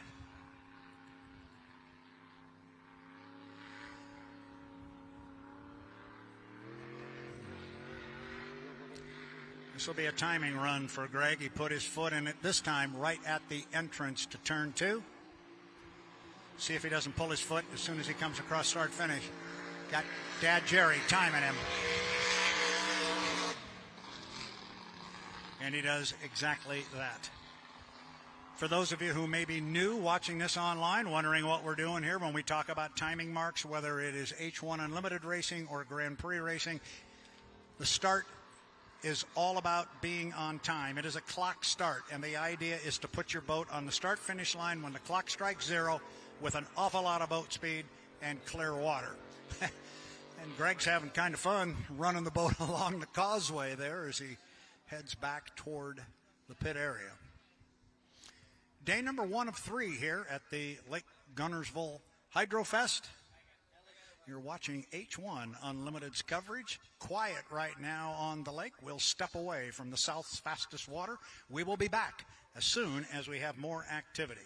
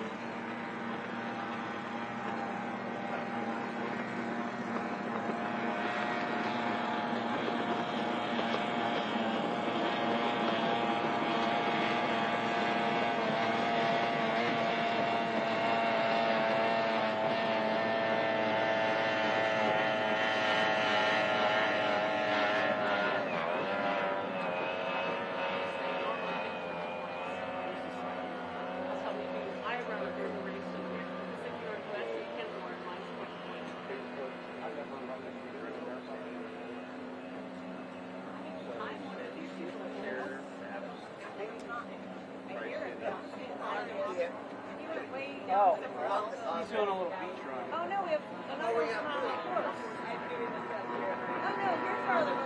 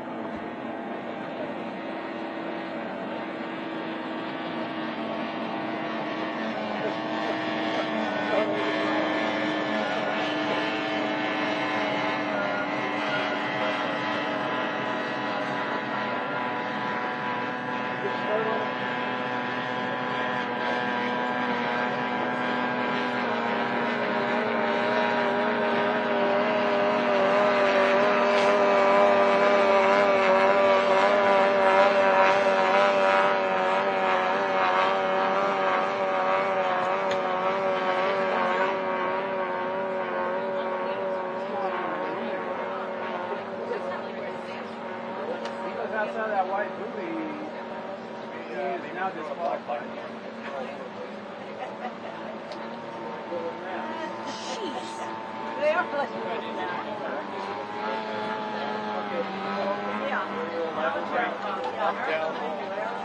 Just put a black flag on our buoys. I got the green. Thanks for the black flag.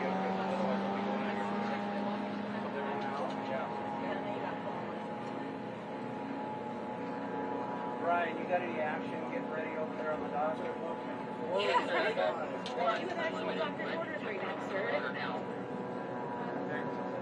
Unlimited on the foot in the water?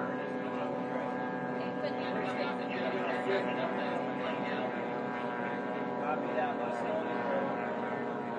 I was just going to that.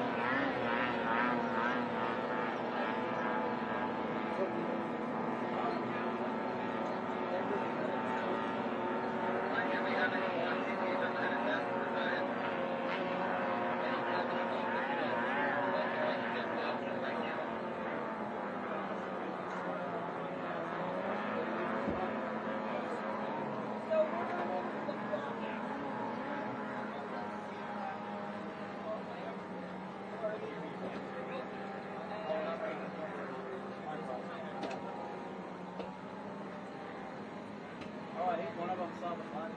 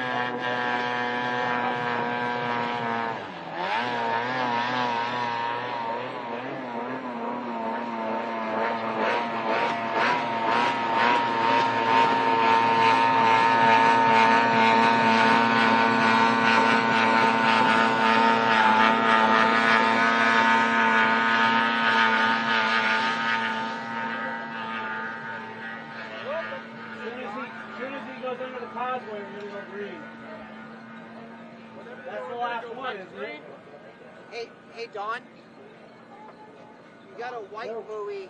What's going, that? You got a white buoy. Right. Going down too. Do we got time to go blow it up right now? I don't know where they're. Oh, it's green. Sorry. I don't know where they're at. Who? The rescue boat in that end has a blower. We could do it right now. We got everything stopped at the dock. Okay. So as soon as they get as soon as they go under the causeway, go green, or wait until the buoy is inflated.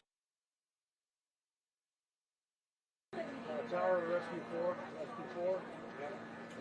Okay, we're gonna blow up a couple of buoys and we'll run down and blow up that.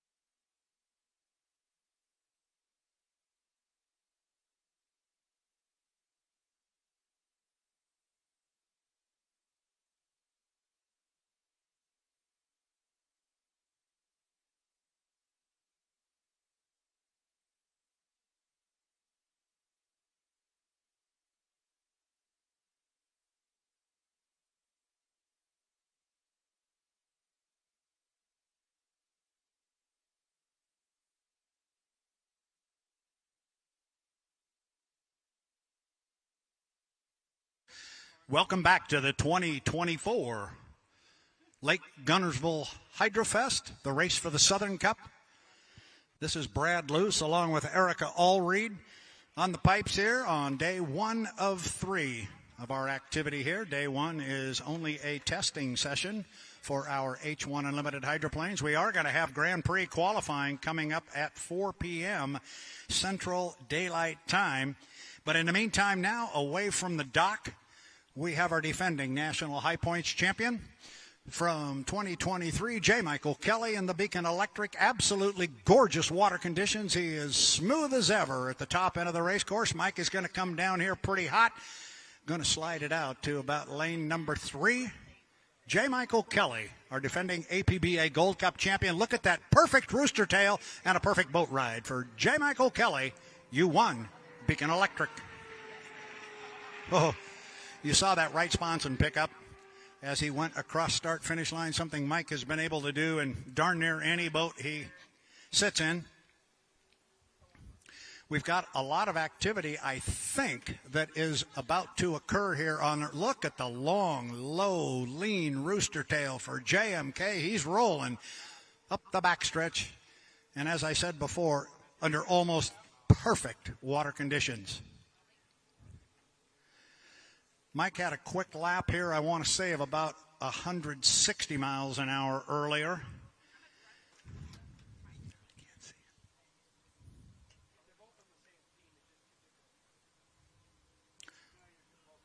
Yeah, had a quick lap of 164.272.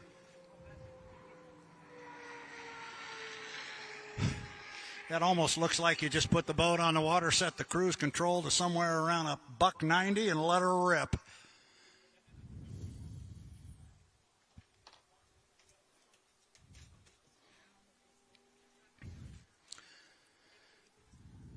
Monitoring the H1 radio here. We'll get a speed as soon as we can. 167.078. 167.078.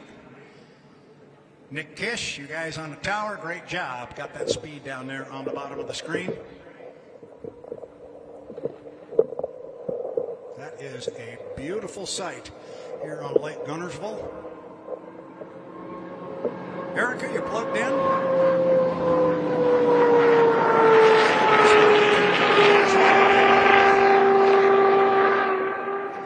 As we get a second lap speed.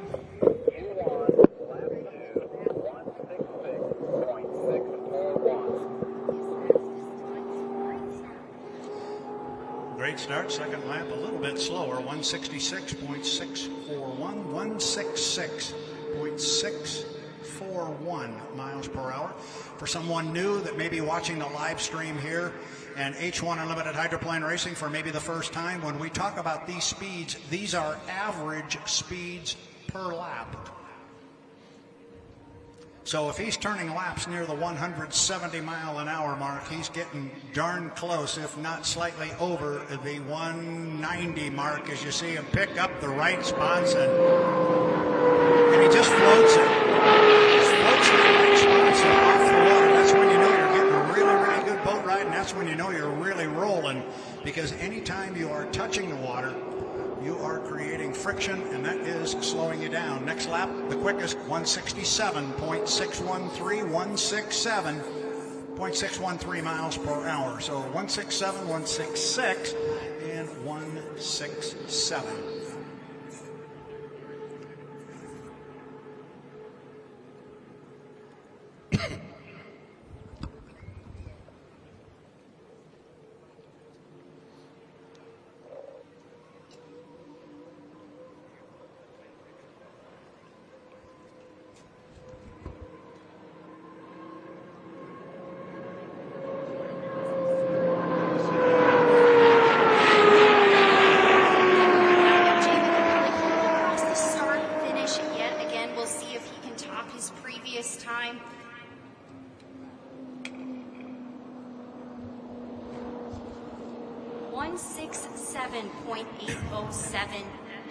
Continuing to one-up himself with every lap. Yeah, 167.8. That would be his quickest so far of the day. I believe we've got his teammate, Corey Peabody, in the U9 to Beacon Plumbing.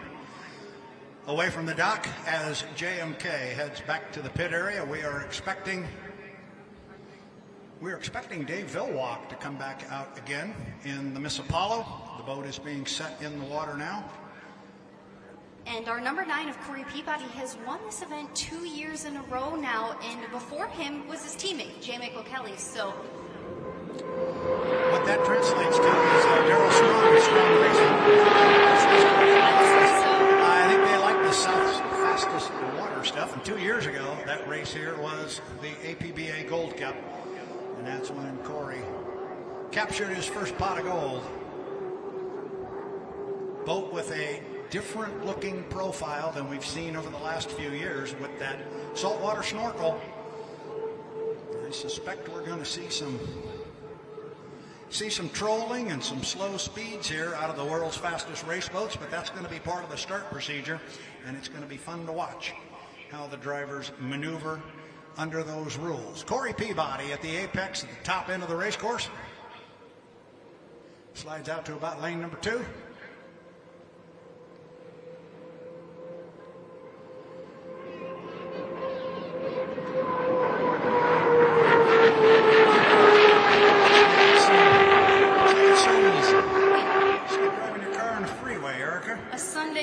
Set the cruise and let her fly.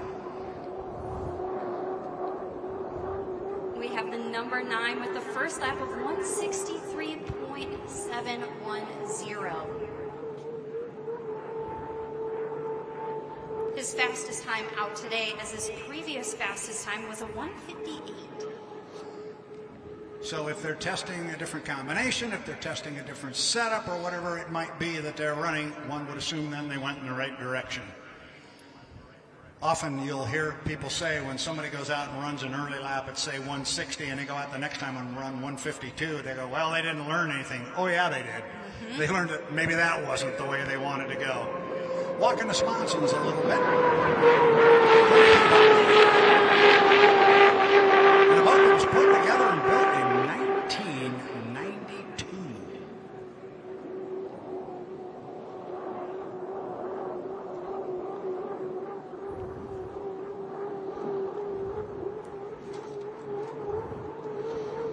Corey got his first win a few years ago in the Tri-Cities of Washington. I happened to be on the dock that day. It was a lot of fun, Erica. You're probably going to get to experience some of that later on this summer. The dock in the Tri-Cities is a fun place, and Corey went for a swim, courtesy of one of his crew members, and it was a good thing I was nimble on my feet, or I was going to go for a swim with him. It was a fun moment. As we look at one of our drone shots here, courtesy of our 3 drone pilots we've got here, Cameron Ford, Dan Ford, and Brian Montgomery, providing some of those outstanding shots that we get from the sky. And they've become, Erica, almost commonplace. We're so used to seeing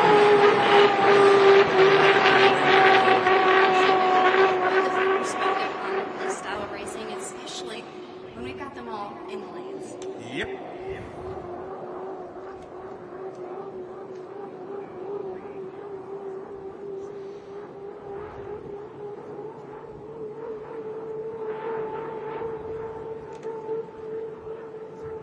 Peabody with lap 3 of a 1:34 on the third one.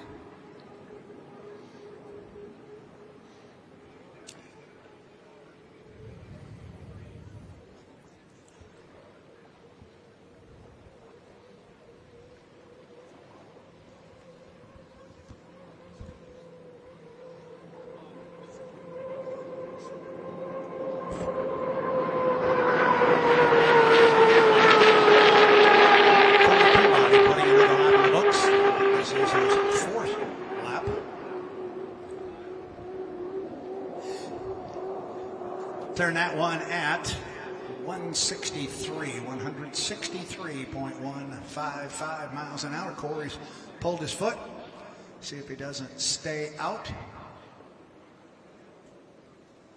We got word over the radio, and I don't think that looks very good for Corey. Corey's dropping off a plane there, and That's not where he wanted to shut it off.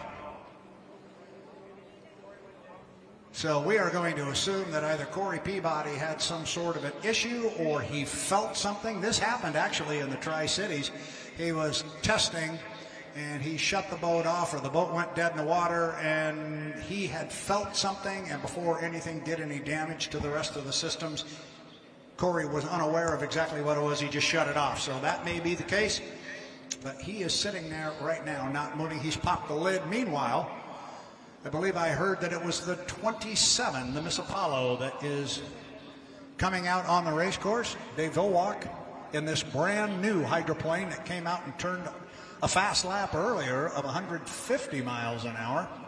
And to be able to run that fast of a lap early on like that is such a statement coming from him, as that boat was pretty unpredictable coming into this weekend. So a great time by Dave. Looking forward to seeing what he can do in the second attempt out. If anybody can get things done, this is the guy. And what they will do is we get a great drone shot. Cameron, is that you doing that shot for us? Yes, it is.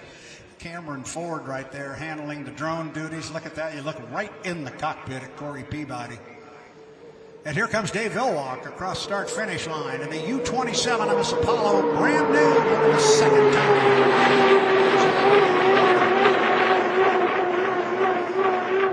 And this, Erica, this is what we call the dialing in process. They are slowly but surely going to dial this boat in. They will change one minor thing each time. You can't change 4 or 5 things and set it out that you want to, but you can't change them all, because then you won't know what it was. The boat picked up a little bit on the front end. Dave's getting a little bit light.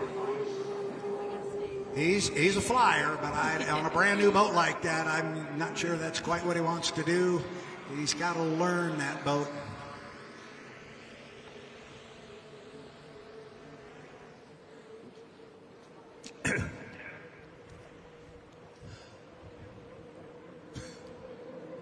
Here comes Super Dave, Miss Apollo.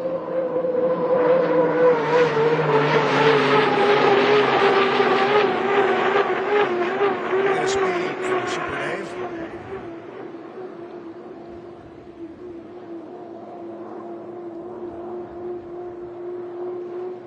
Wow. Dave laid that one down at 162 miles an hour, 162.328 miles an hour. Erica, we were impressed with that 150. I'm thinking a 162 is a little bit quicker.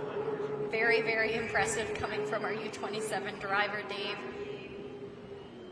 If he's already running that fast a time, Brad, what do you think is going to happen in these races? What's going to happen when we get to the Tri-Cities in Seattle and they've got 2 or 3 races under the belt? Yep. Here he comes off the top end of the race course. Dave Villwalk, the winningest driver in the history of H1 Unlimited hydroplane racing.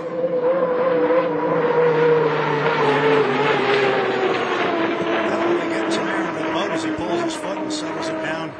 They get down into turn number 1. We'll get a speed here a little bit quicker, 163.898. I know those of you on the live stream are seeing the speeds probably before I kick them out.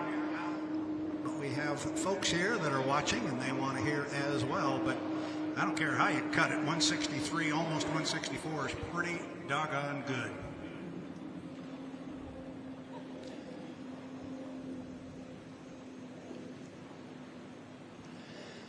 Dave is taking it easy up the backstretch. See if he doesn't do a timing mark. Do a timing run. See if at some point up here he doesn't nail his foot in it. Yeah, Dave has a big question mark coming into this season because of all of the different variables, but even just those speeds, I think, answered a lot of my questions. Well, this boat, when it was launched, I think everybody knew it was just oozing with potential. And they haven't even scratched the surface here. This is going to be a project for over the balance of the summer, but I would say early indications are more than pretty good.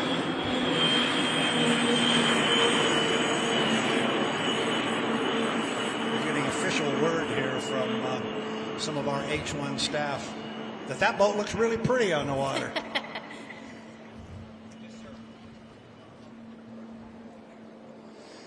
And a black flag is going to be put on the race course, which is going to tell me that we are done with our testing here.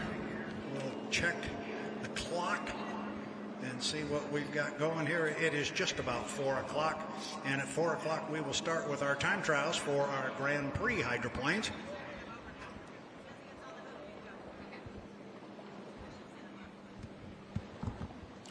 So we have a black flag on the race course, which simply means it's an indication to the drivers, and they get radioed as well, that it's time to head home.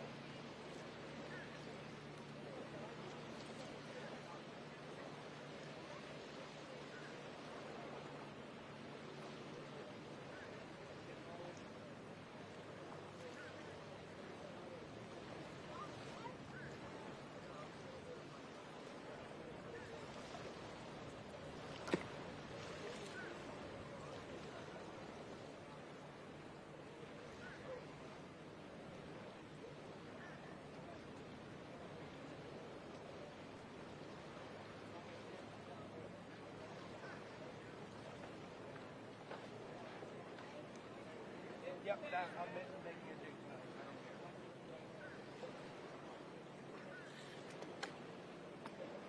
It's that wind. Yeah, it is. That's what I said. If we did like a board or something, like a big thing.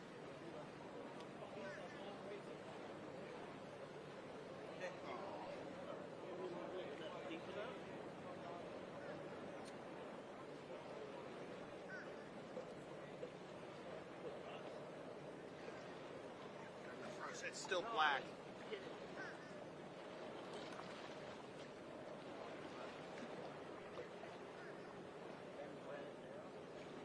Get some water or something.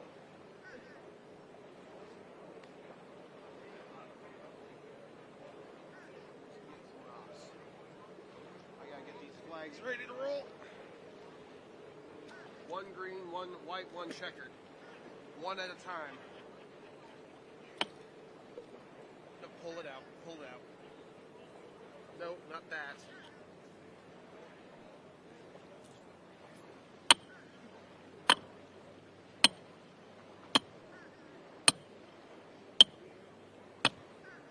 Is that even going in?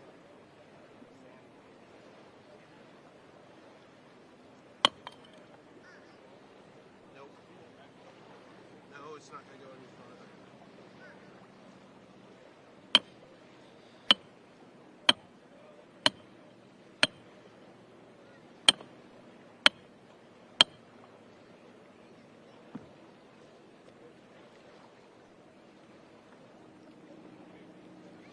It fell this way, so here's what.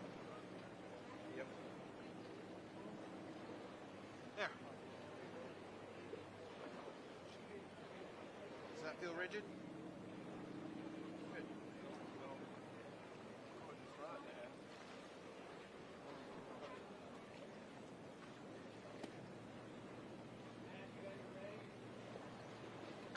Green? Yeah, go ahead. You can put green up. Are we going to have the colored lights? We don't. They didn't get the other side. They got the main computer, but they did not get the indicator. Yeah. Well, I mean, I'll try to find one tonight.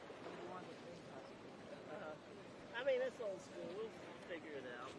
This is long. We're doing it old school. The tack lap. Yeah. For the last one, I'm Matt. I remember you from last year. Yeah, I think I'm Matthew. Yep. And that's his third year. This would be technically my second. Yeah.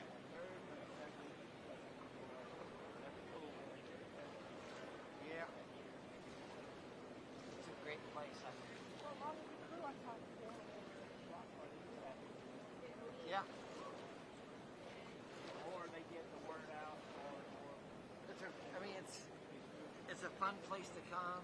Yeah. It's beautiful. Yeah.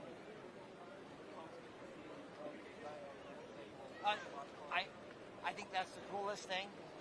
Well, I stayed until they all convoyed out. One group with one layout, the other group with the other way. Oh crap! That's doing a thing again. That pole's about to give out. Oh man.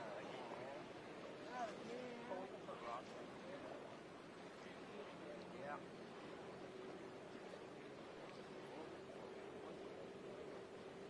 I meant, well, with this being in place right now, as is, we're good. I might go home, make a jig to where it's like they're just slightly off the ground, but not like indicating. So the first boat's coming out, and what it'll do, they'll come out, they'll go around that turn, they might get a green, and they'll go around again, white. We go white at the third corner, if I recall correctly, right? Okay. At that final turn right there, we go white? Yeah. Okay. So, but you'll come around once, get the green, come around, white, and then check it. And then they'll go back to the bits, and there'll be another boat coming on. It should be boom, boom, boom, boom. Okay. As it's planned. But Welcome back to Lake Guntersville, day 1 of 3 of the 2024 Hydrofest and the race for the Southern Cup. Brad Luce, along with Erica Allreed, our media liaison, Tana Morissette, sitting down here with us. Now, just to keep everybody up to speed on what's been going on here in Lake Guntersville, Jerry Hopp has made his way back over here, but I'm not seeing any of that jerky in his pocket. What? Okay, you're fourth up. Where's the jerky? Oh, he said he never made it back, so... No, we are going to do that before this weekend's over. Jerry Hopp and I are going to have a race in the simulator, but right now it is time to go Grand Prix qualifying. And this is important for our Grand Prix hydroplanes. They are going to qualify today because their lane assignments when they go racing tomorrow is based on points and so forth, but because it is the first race of the season, nobody has any points. So they've got to qualify, and they will get their lane assignments for our initial racing tomorrow based on their qualification speeds. Our first boat out on the water is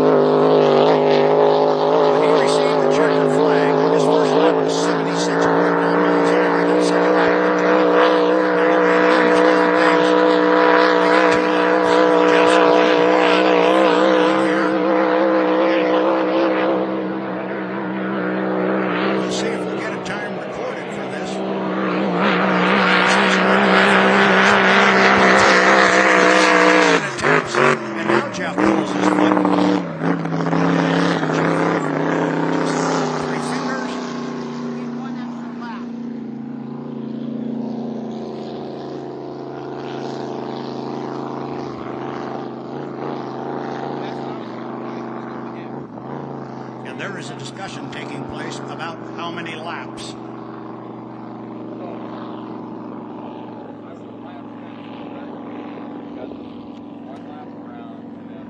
So we were correct. 2 laps. Both were on the clock. The first one was the slow one at 76 miles an hour, almost 77, but the second one was 124.674. We will verify all this, but my understanding is that third lap was 125.6, but it won't count because that was a third lap. And nope, it's just been scratched out. Thank you, Tana Morissette.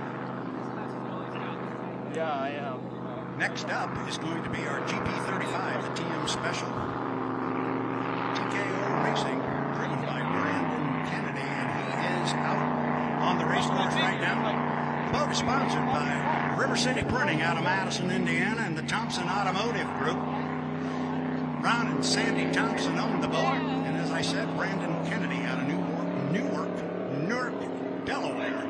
behind the wheel. The young man can really handle his race boat. We'll see how he intends to handle the 2 laps, and it appears he's going to handle it the same way Jeff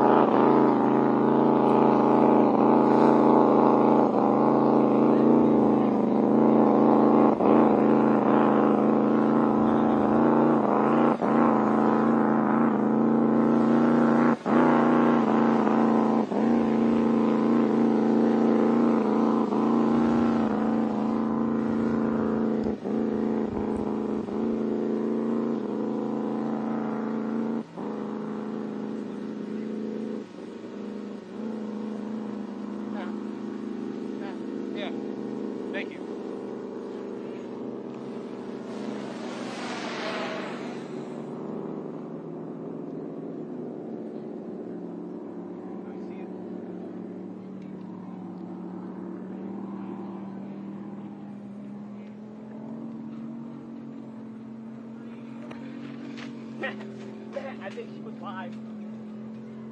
I got her.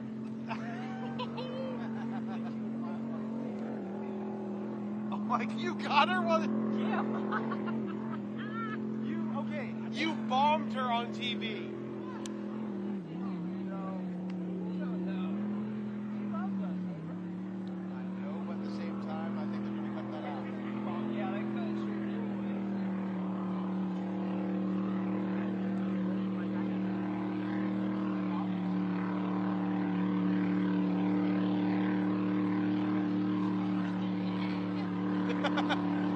Like the cameraman just shut it off. No, the girl's right there, yes.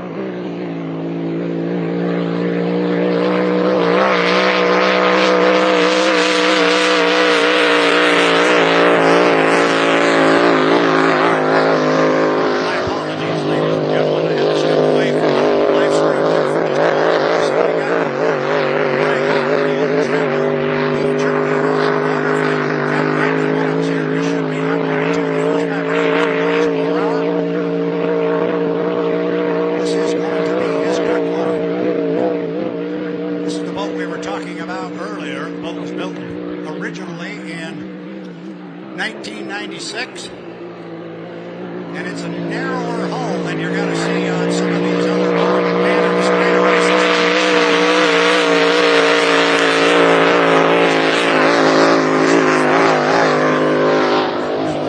His qualification attempt will have a speed here on his second and final lap. Looks like it comes in at 108.433 miles per hour.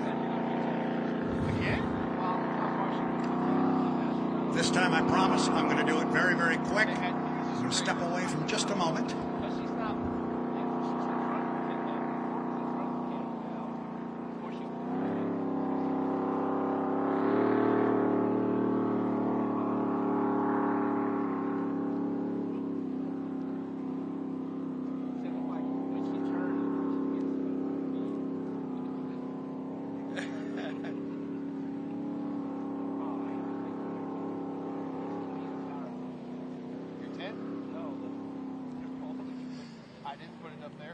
Thank you very much.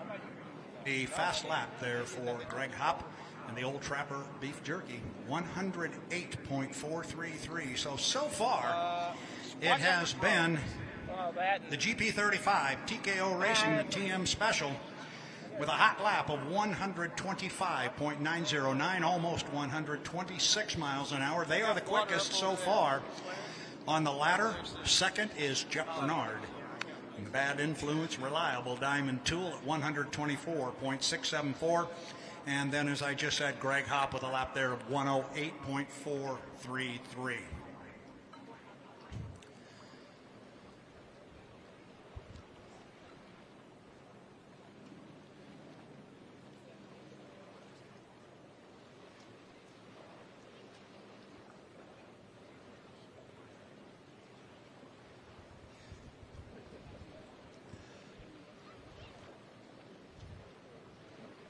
So next up on our list should be the GP10. Kevin Ekert got behind the wheel of this one. The boat they call the Charger. It's a pretty boat, very, very low profile on the water. You'll like this one. Sometimes they refer to this boat as the Freak.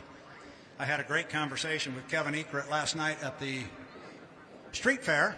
And I've known him for a long, long time. And he just started laughing when I was asking him about the boat. He said, man, he says, the first time I put my foot in that boat over in the Tri-Cities, the thing just took off. He said, if I ever learn how to handle it, this could really be something. So he likes what he's in. And this is a quick one. I think I see water splashing over there. I got a hunch he's away from the dock. It will be the GP10. Boat owned by Brian Richards out of Snohomish, Washington. Kevin Ekert resides in Edmonds, Washington, a couple of towns on the west side of the state of Washington. The Charger.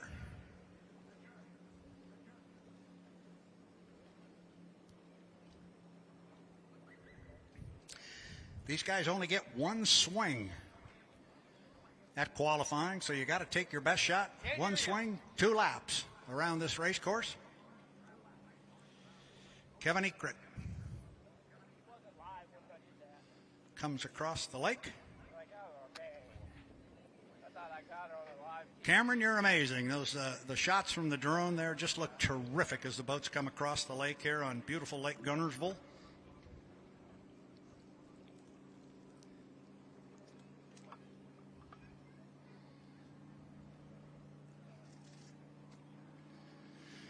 And you start to get your first look at that very, very low profile of this particular hydroplane.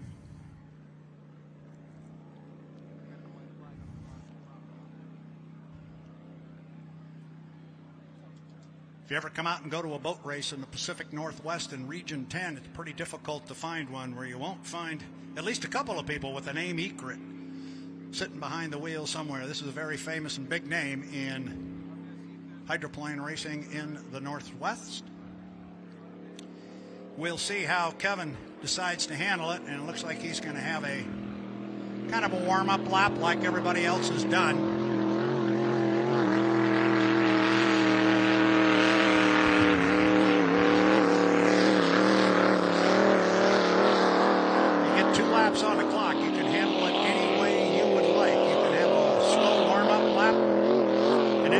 start for lap number 2, or you can come out and crank it up for both of them. Now, Kevin didn't seem to be running too hard as he came down the front straightaway. He's much more solid and quick up the backstretch here on lap number 1. Watch for him to turn it loose on lap number 2. It is GP10, the Charger, Kevin Ekert out of Edmonds, Washington. And here he goes.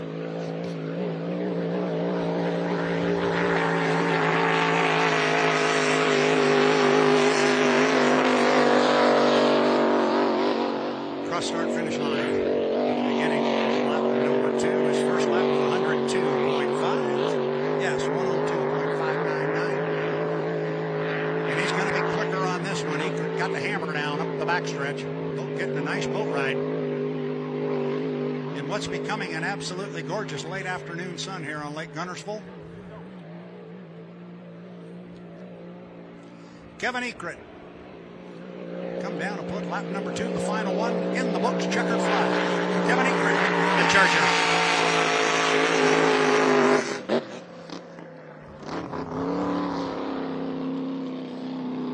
We'll get that second lap speed of 113.788, 113.788 miles an hour. So still, it is GP35 with our fastest speed so far. It's been Brandon Kennedy in the TKO Racing, the TM Special. And he's got a speed of 125.909 miles per.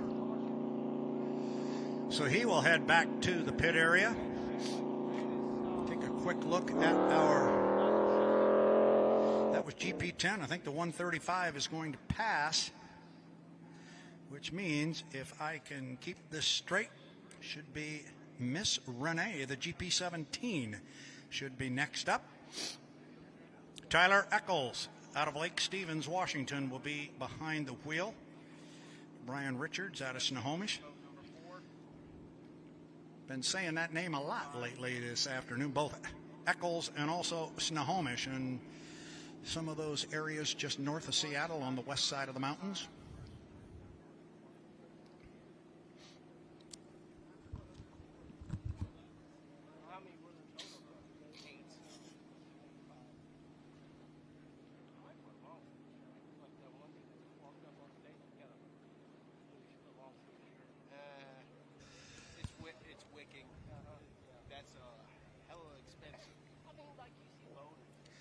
You're watching H1 Unlimited's live coverage of the 2024 Lake Guntersville Hydrofest and the race for the Southern Cup. We are right now in the middle of our Grand Prix America qualifying session. We've had 4 boats come out and post times on the clock. The quickest, 125.909 miles per hour.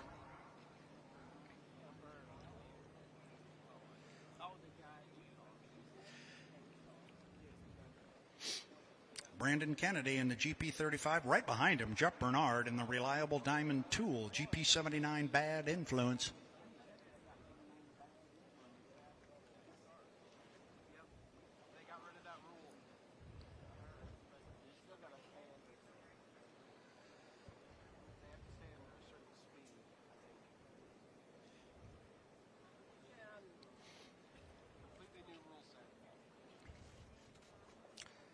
If I can read my list correctly, should be GP17, the Miss Liberty. But Tom Thompson should be out next.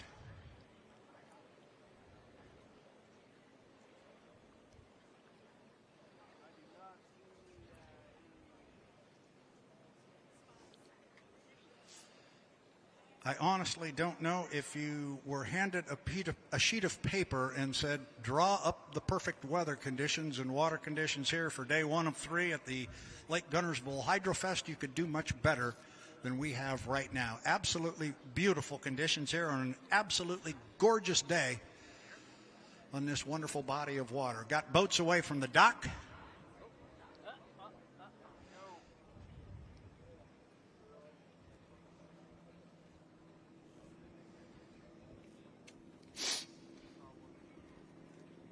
Should be the GP 17.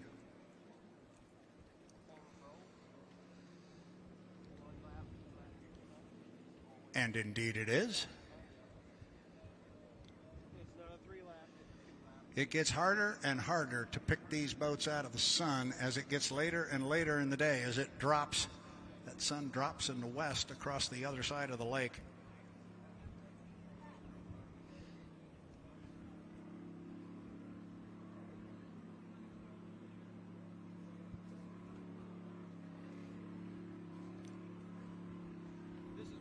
I'm being told that once we get through the ladder here on our Grand Prix hydroplane qualification session, it looks like the U11, the Miss Mercury's Coffee Company, is going to come out and be able to run on the race course. So we should have an H1 Unlimited hydroplane out still later on today. But right now, it is Tyler Eckel, GP17, Miss Renee.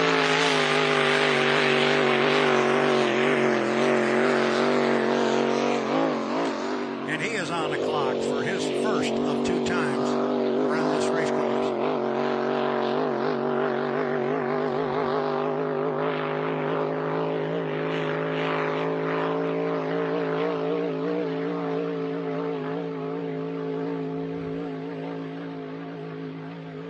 Tyler Eccles out of Lake Stevens, Washington.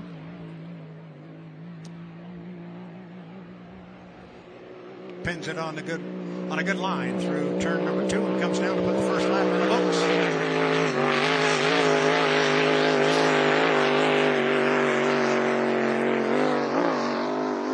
This will be his second and final lap in this qualification effort. His first lap speed 109.257, 109.257 miles per hour. See if Tyler can pick it up a little quicker here on the second lap. The GP17 Brain Trust here watching. Swung it out wider definitely on that time around. That may cost him. See if Tyler's able to. It appears as though he kind of pulled his foot. I'm going to be surprised if this lap is quicker. And it is not. He dropped off 7 miles per hour there, down to 102.857, 102.857 miles per hour for Tyler Eccles in the GP17 to Miss Renee.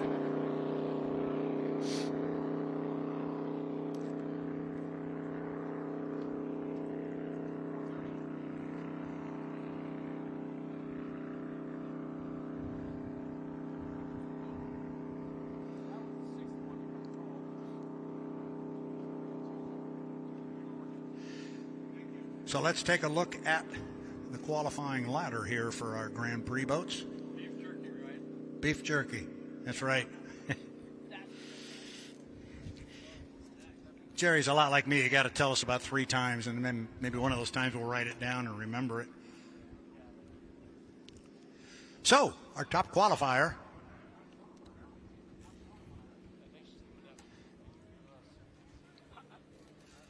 Our top qualifier, the GP 35 TM Special TKO Racing, Brandon Kennedy, laid down a fast lap of 125.909 miles per hour. Oh, and there's our safety and rescue personnel getting a little air time there. None of this happens out on the water unless those guys are in place and ready to go. And man, are they good. I had some conversations with them both yesterday and this morning. Got a boat coming out, another Grand Prix. Tana will check with, it's the 71. Did I get that finger calculation correct there? I had to add a number there. That was pretty good. We got the GP 71, the Miss Liberty, the Wild One, presents Liberty in a Can. Tom Thompson going to handle the driving chores. Tom is a name that if you've been around boat racing at all on pretty much any level, you've heard this name at one time or another. GP 71, Tom Thompson. Boat is owned by Huey Newport out of Cincinnati, Ohio. They call this boat the Wild One. presents Liberty in a Can. GP71 Miss Liberty.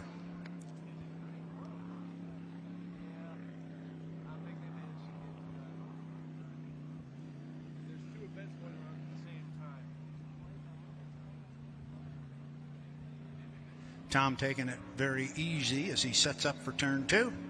It's a long run across the lake here. We talk about that every year, but it's a good distance you have to cover. Tom's got that part done. He's in turn 2.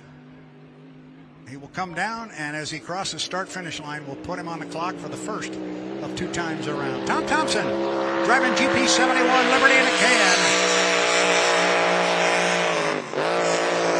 Boat looked really strong as he came across start-finish line. Tom Thompson, a very accomplished driver in many, many classes to include H1 Unlimited. Up the backstretch, Miss Liberty, Tom Thompson looking strong.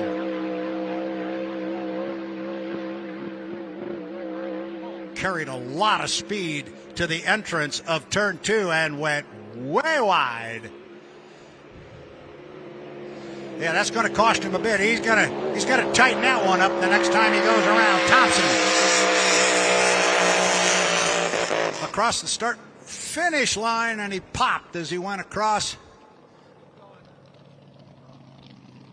That's not what he had in mind.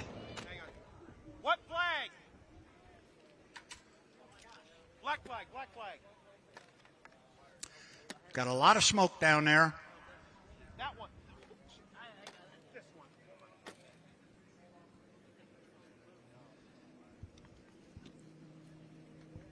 I think he's on fire.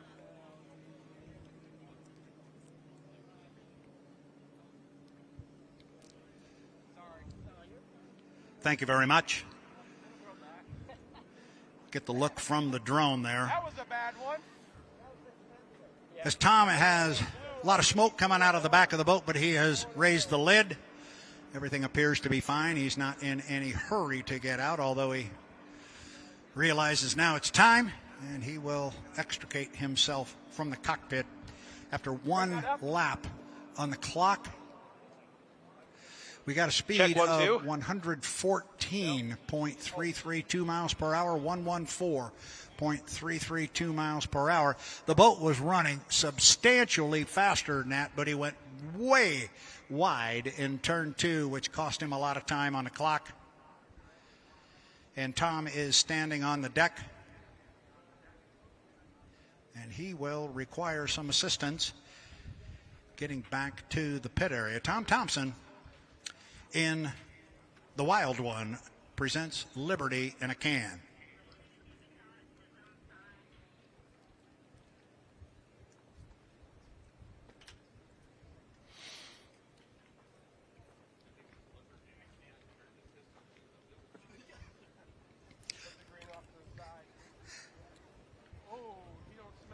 So we see a assistance vehicle.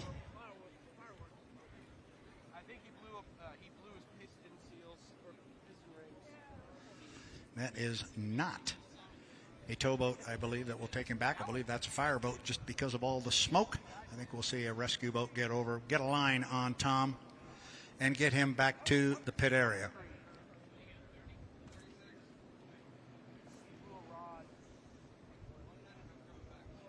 GP71 to Miss Liberty, Tom Thompson. Again, the speed for the 71, 114.332 miles per hour. So Brandon Kennedy remains atop our qualification ladder. He was the second boat to come out. Jeff Bernard came out in the GP79. The Bad Influence, reliable diamond tool, knocked off a lap at 124.6 miles an hour. Brandon Kennedy came out right behind him at 125.909. As the smoke has made its way up here to the start-finish line, yours truly starts hacking and wheezing. That will be the reason. Yeah, there's definitely a fireboat you see in the background there. They'll get a line on Tom. Everything is fine there. He is just standing on the deck, awaiting a tow back to the pit area. I wonder what the team's going to talk about that. What I think they were running too lean.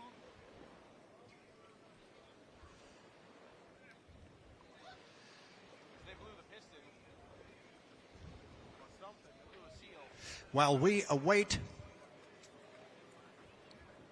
our towboat to get over to Tom Thompson and get a line on him and get him out of harm's way as far as being on the race course. While we await that, we will step away from our coverage here. It's H1 Unlimited's live stream coverage on the YouTube channel. This is Brad Luce and Erica Allreed bringing you all the action from day 1 of 3 of the 2024 Lake Guntersville Hydrofest and the race for the Southern Cup. We'll step away.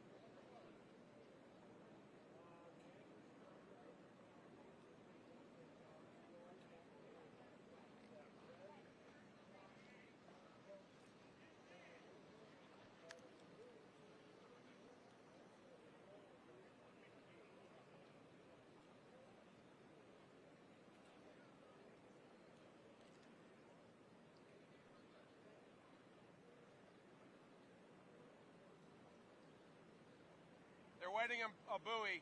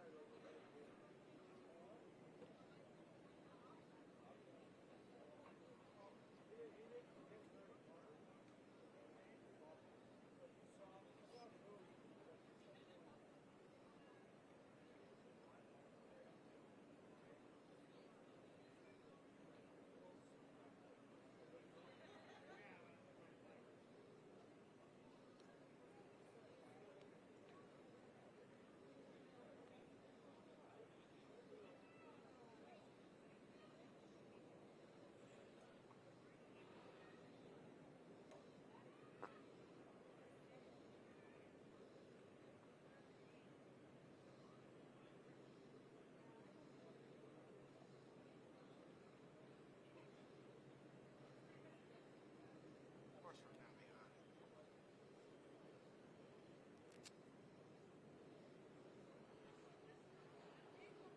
12 minutes.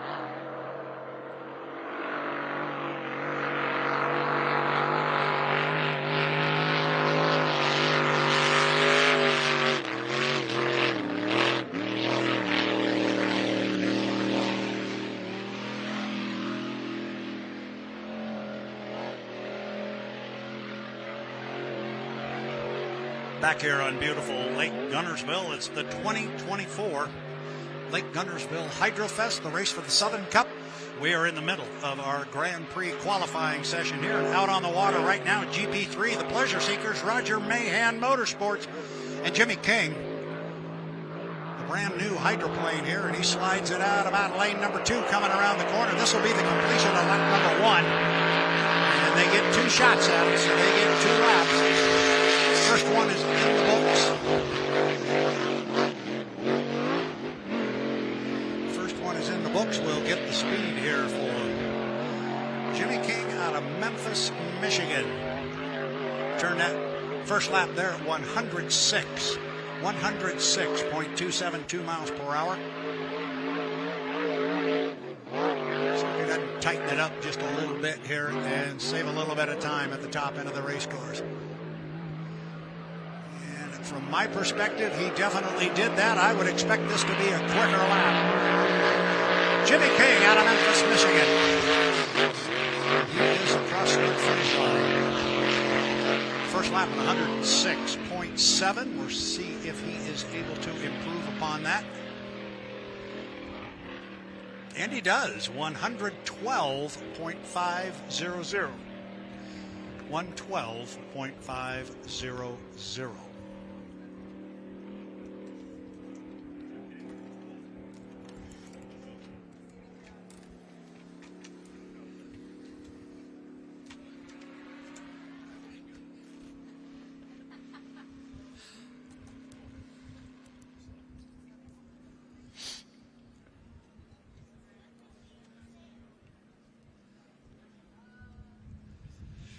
We were garnering an awful lot of attention here at the start-finish line when we had that little break while a buoy had to be replaced, and I was thinking we were getting pretty popular over here, Tana Morissette and myself, but no, just turns out we have about the only shade that is along the water here. So we were grabbing a group of friends here and having a good discussion with both Grand Prix and H1 Unlimited Hydro types.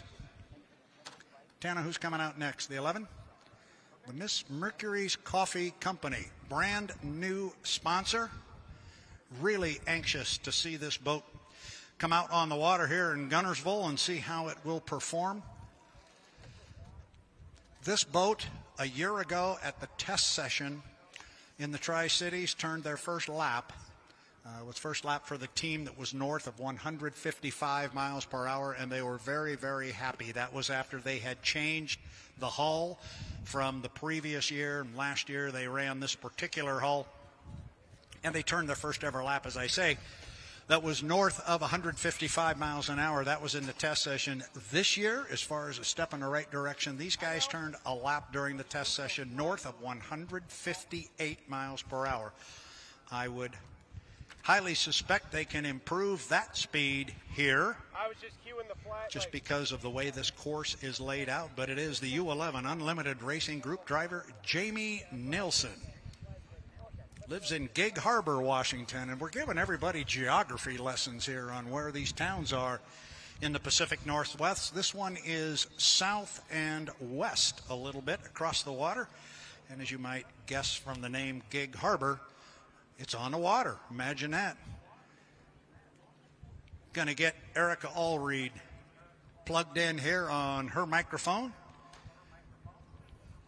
And she will join us here, I believe, about right now. Erica, you got things ready to roll here? Absolutely. So what have you been doing? Enjoying the GP boats. What else would you be doing? As you can see, we have a pretty good time here, especially we get a little bit of a break. And when you have shade, you draw a crowd. Yeah, we definitely had a crowd there. And we have chairs. Yes. Shade, chairs, and we have ice water and Gatorade. Doesn't get any better than that. The only combination you need here today. That is it. We've got the U11, the Mercury's Coffee Company, based out of Bellevue, Washington, coming away, a brand new sponsor this year. And I can tell you, the Mercury's Coffee folks are here with us. Very glad to have you on board, sir. And let me just ask you briefly, across the mic where they can't hear you, what do you think of Guntersville, Alabama? It's been awesome so far. The people are great. The street fair has been awesome. There you go. If you could pick that up, he said the street fair was awesome. And surprise, surprise, the Southern hospitality people are great. Imagine that. Didn't take long to pick that up. This is an absolutely gorgeous-looking hydroplane at the top end of the race course. This is the first time the boat has been out on the water so far today. We'll see what kind of a speed they can lay down. Don't know what exactly they are testing. Of course, we were here with owner Scott Rainey. Probably could have asked that question. But look at the water conditions in the boat ride. For Jamie Nielsen, U11, Miss Mercury's Coffee Company, down to the lower end of the race course. Jamie goes down there. We'll have him on the clock. Oh, boy, another fantastic drone shot. You are on top of your game, young man. Cameron doing a great job here. Oh, look at that. Is that nice, Erica, or what? I'd say so. That's the perfect view, especially of the new livery on this boat. Looks really good. Catching the sun there on the boat really showed it well. He's up the backstretch, just about to enter turn 2. There you see the big wall of water come off that left side skin fin. The trailing edge of that left side sponson puts up that big wall of water, and that's what holds him on his line. Nice corner up there, Jamie. It's a big, wide race course, so it's easy to run a tight lane because you can still keep your speed up because the course is over 2,000 feet wide. Jamie across the line for the first time. See what kind of a speed we get on lap number 1. Jamie Nielsen, Mercury's Coffee Company. He is through the lower end of the race course. We have not yet got a speed. We'll pick it up from the officials. Jamie very, very smooth up the backstretch.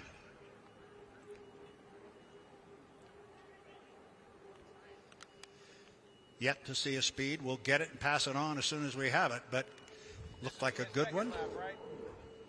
Erica, look how tight he stays on the buoy row up there. It's because of that big wide course. He can still keep the speed up and stay in lane 1.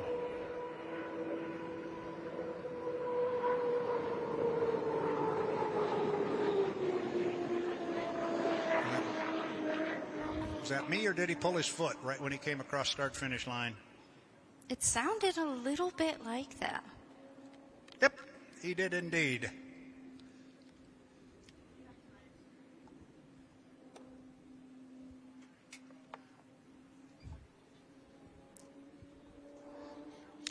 We've got a second lap speed here of 166.165 miles per hour, and that is a beauty.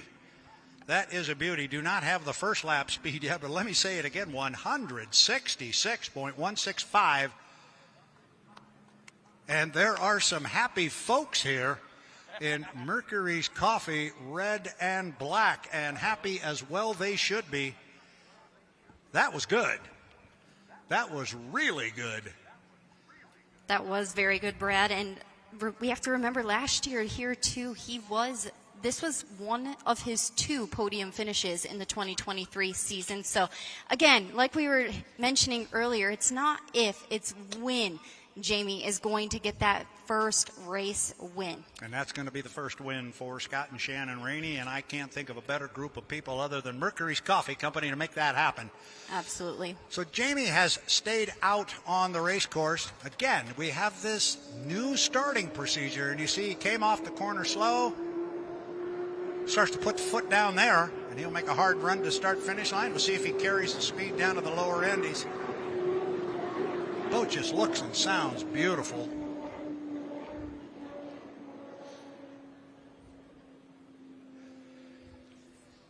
Yeah, they threw that speed up there on the screen of 90 miles an hour for lap 3, but he pulled his foot, obviously, and he crawled all the way up the backstretch. That was by design. Looks like he's going to stay out again. He's got the course all to himself. At the test session, he can learn where he wants to be on the race course. His crew chief, boat owner, logging speeds, times, and timing marks.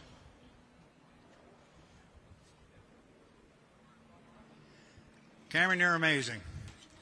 Those are just great looks. Cameron Ford, one of our 3 drone pilots, is standing about 4 feet away from me. And every time I say something like that picture looks really, really cool, he gets this big smile on his face. As well he should.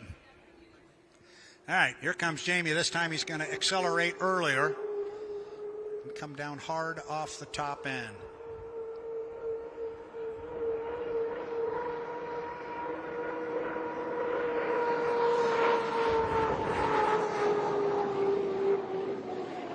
Jamie Nielsen, Miss Mercury's Coffee Company.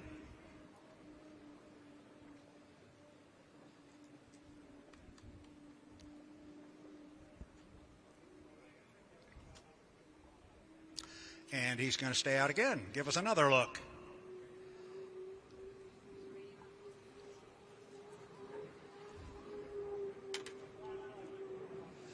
Final lap this will be, we are told, for Jamie Nielsen in the U11, Miss Mercury's Coffee Company. Going to use it smartly.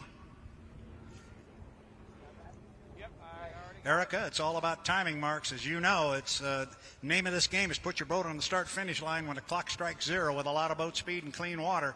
So they've got to know how long it takes to get from point A to point B. Watch Jamie at the top end. He's going to put his foot in it. And it looks like maybe here he goes. And he's one of the best, like we were talking about earlier with those timing marks. He always makes that period so exciting. And he's very good at getting an inside lane. And you give this guy an inside lane and let him get the jump on you at the start, as we learned in Madison, Indiana last year. You're going to have your hands full driving around him. He's quick. We're done. And we have a black flag on the race course.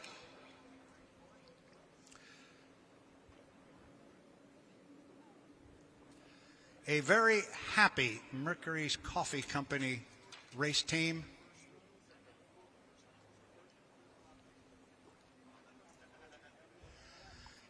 Boat owner Scott Rainey talking to the H1 officials here.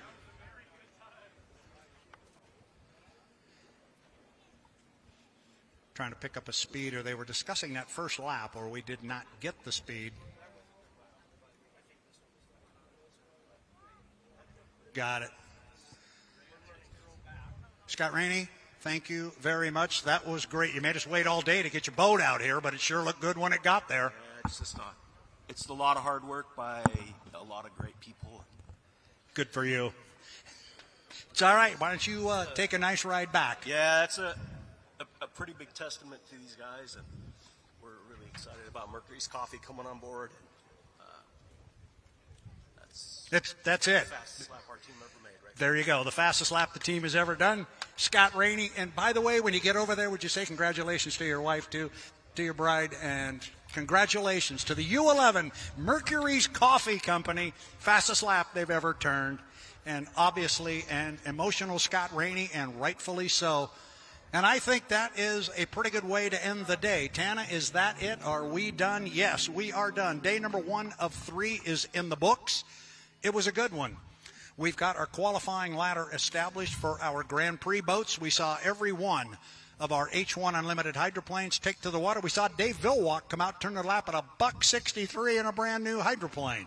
If we would have said that would have happened here today, I might not have believed you, but that was really cool. A testament to their team, too, on all the hard work put in on that new hull. So this makes me even more excited for this weekend's racing, Brad. It makes this whole season look really good. And obviously, as I said, a very emotional Scott Rainey. But you work your tail off all season long, and then during the off season you make changes. You hope you go in the right direction.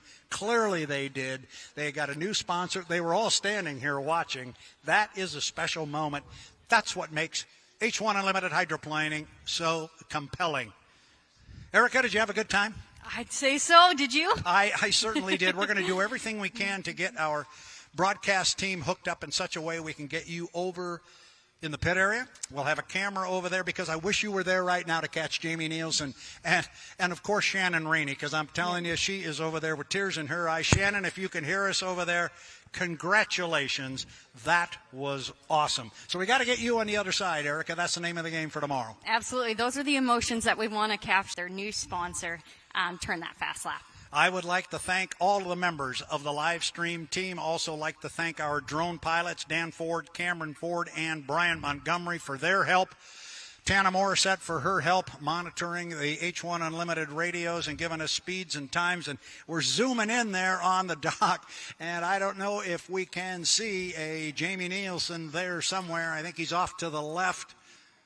Yeah, maybe. Oh, there he is right there. And that looks like Shannon to the right. So I'm not sure we can see the beaming smile, but I know darn well it's there. Erica, you got to come back tomorrow and we do it again? Sounds like a plan. Sounds like a plan. Yes. Sounds like a plan. It's been a good day. It's been a long day, and a lot of good stuff happened. For Erica Allreed, I am Brad Luce. This is the H1 Unlimited YouTube Network. Join us tomorrow. We will be ready to go. We will be on the air live. I'm thinking around 8 a.m. We will check we don't know exactly what time, but I'll tell you one thing. When the course is open, we'll be ready to go.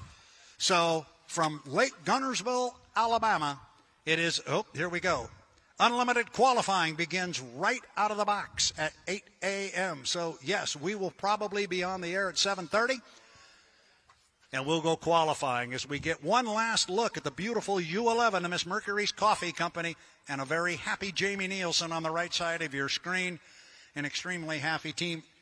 Erica, on behalf of Erica Allreed, Brad Luce from Lake Guntersville saying so long. We'll see you tomorrow. Good night, everybody.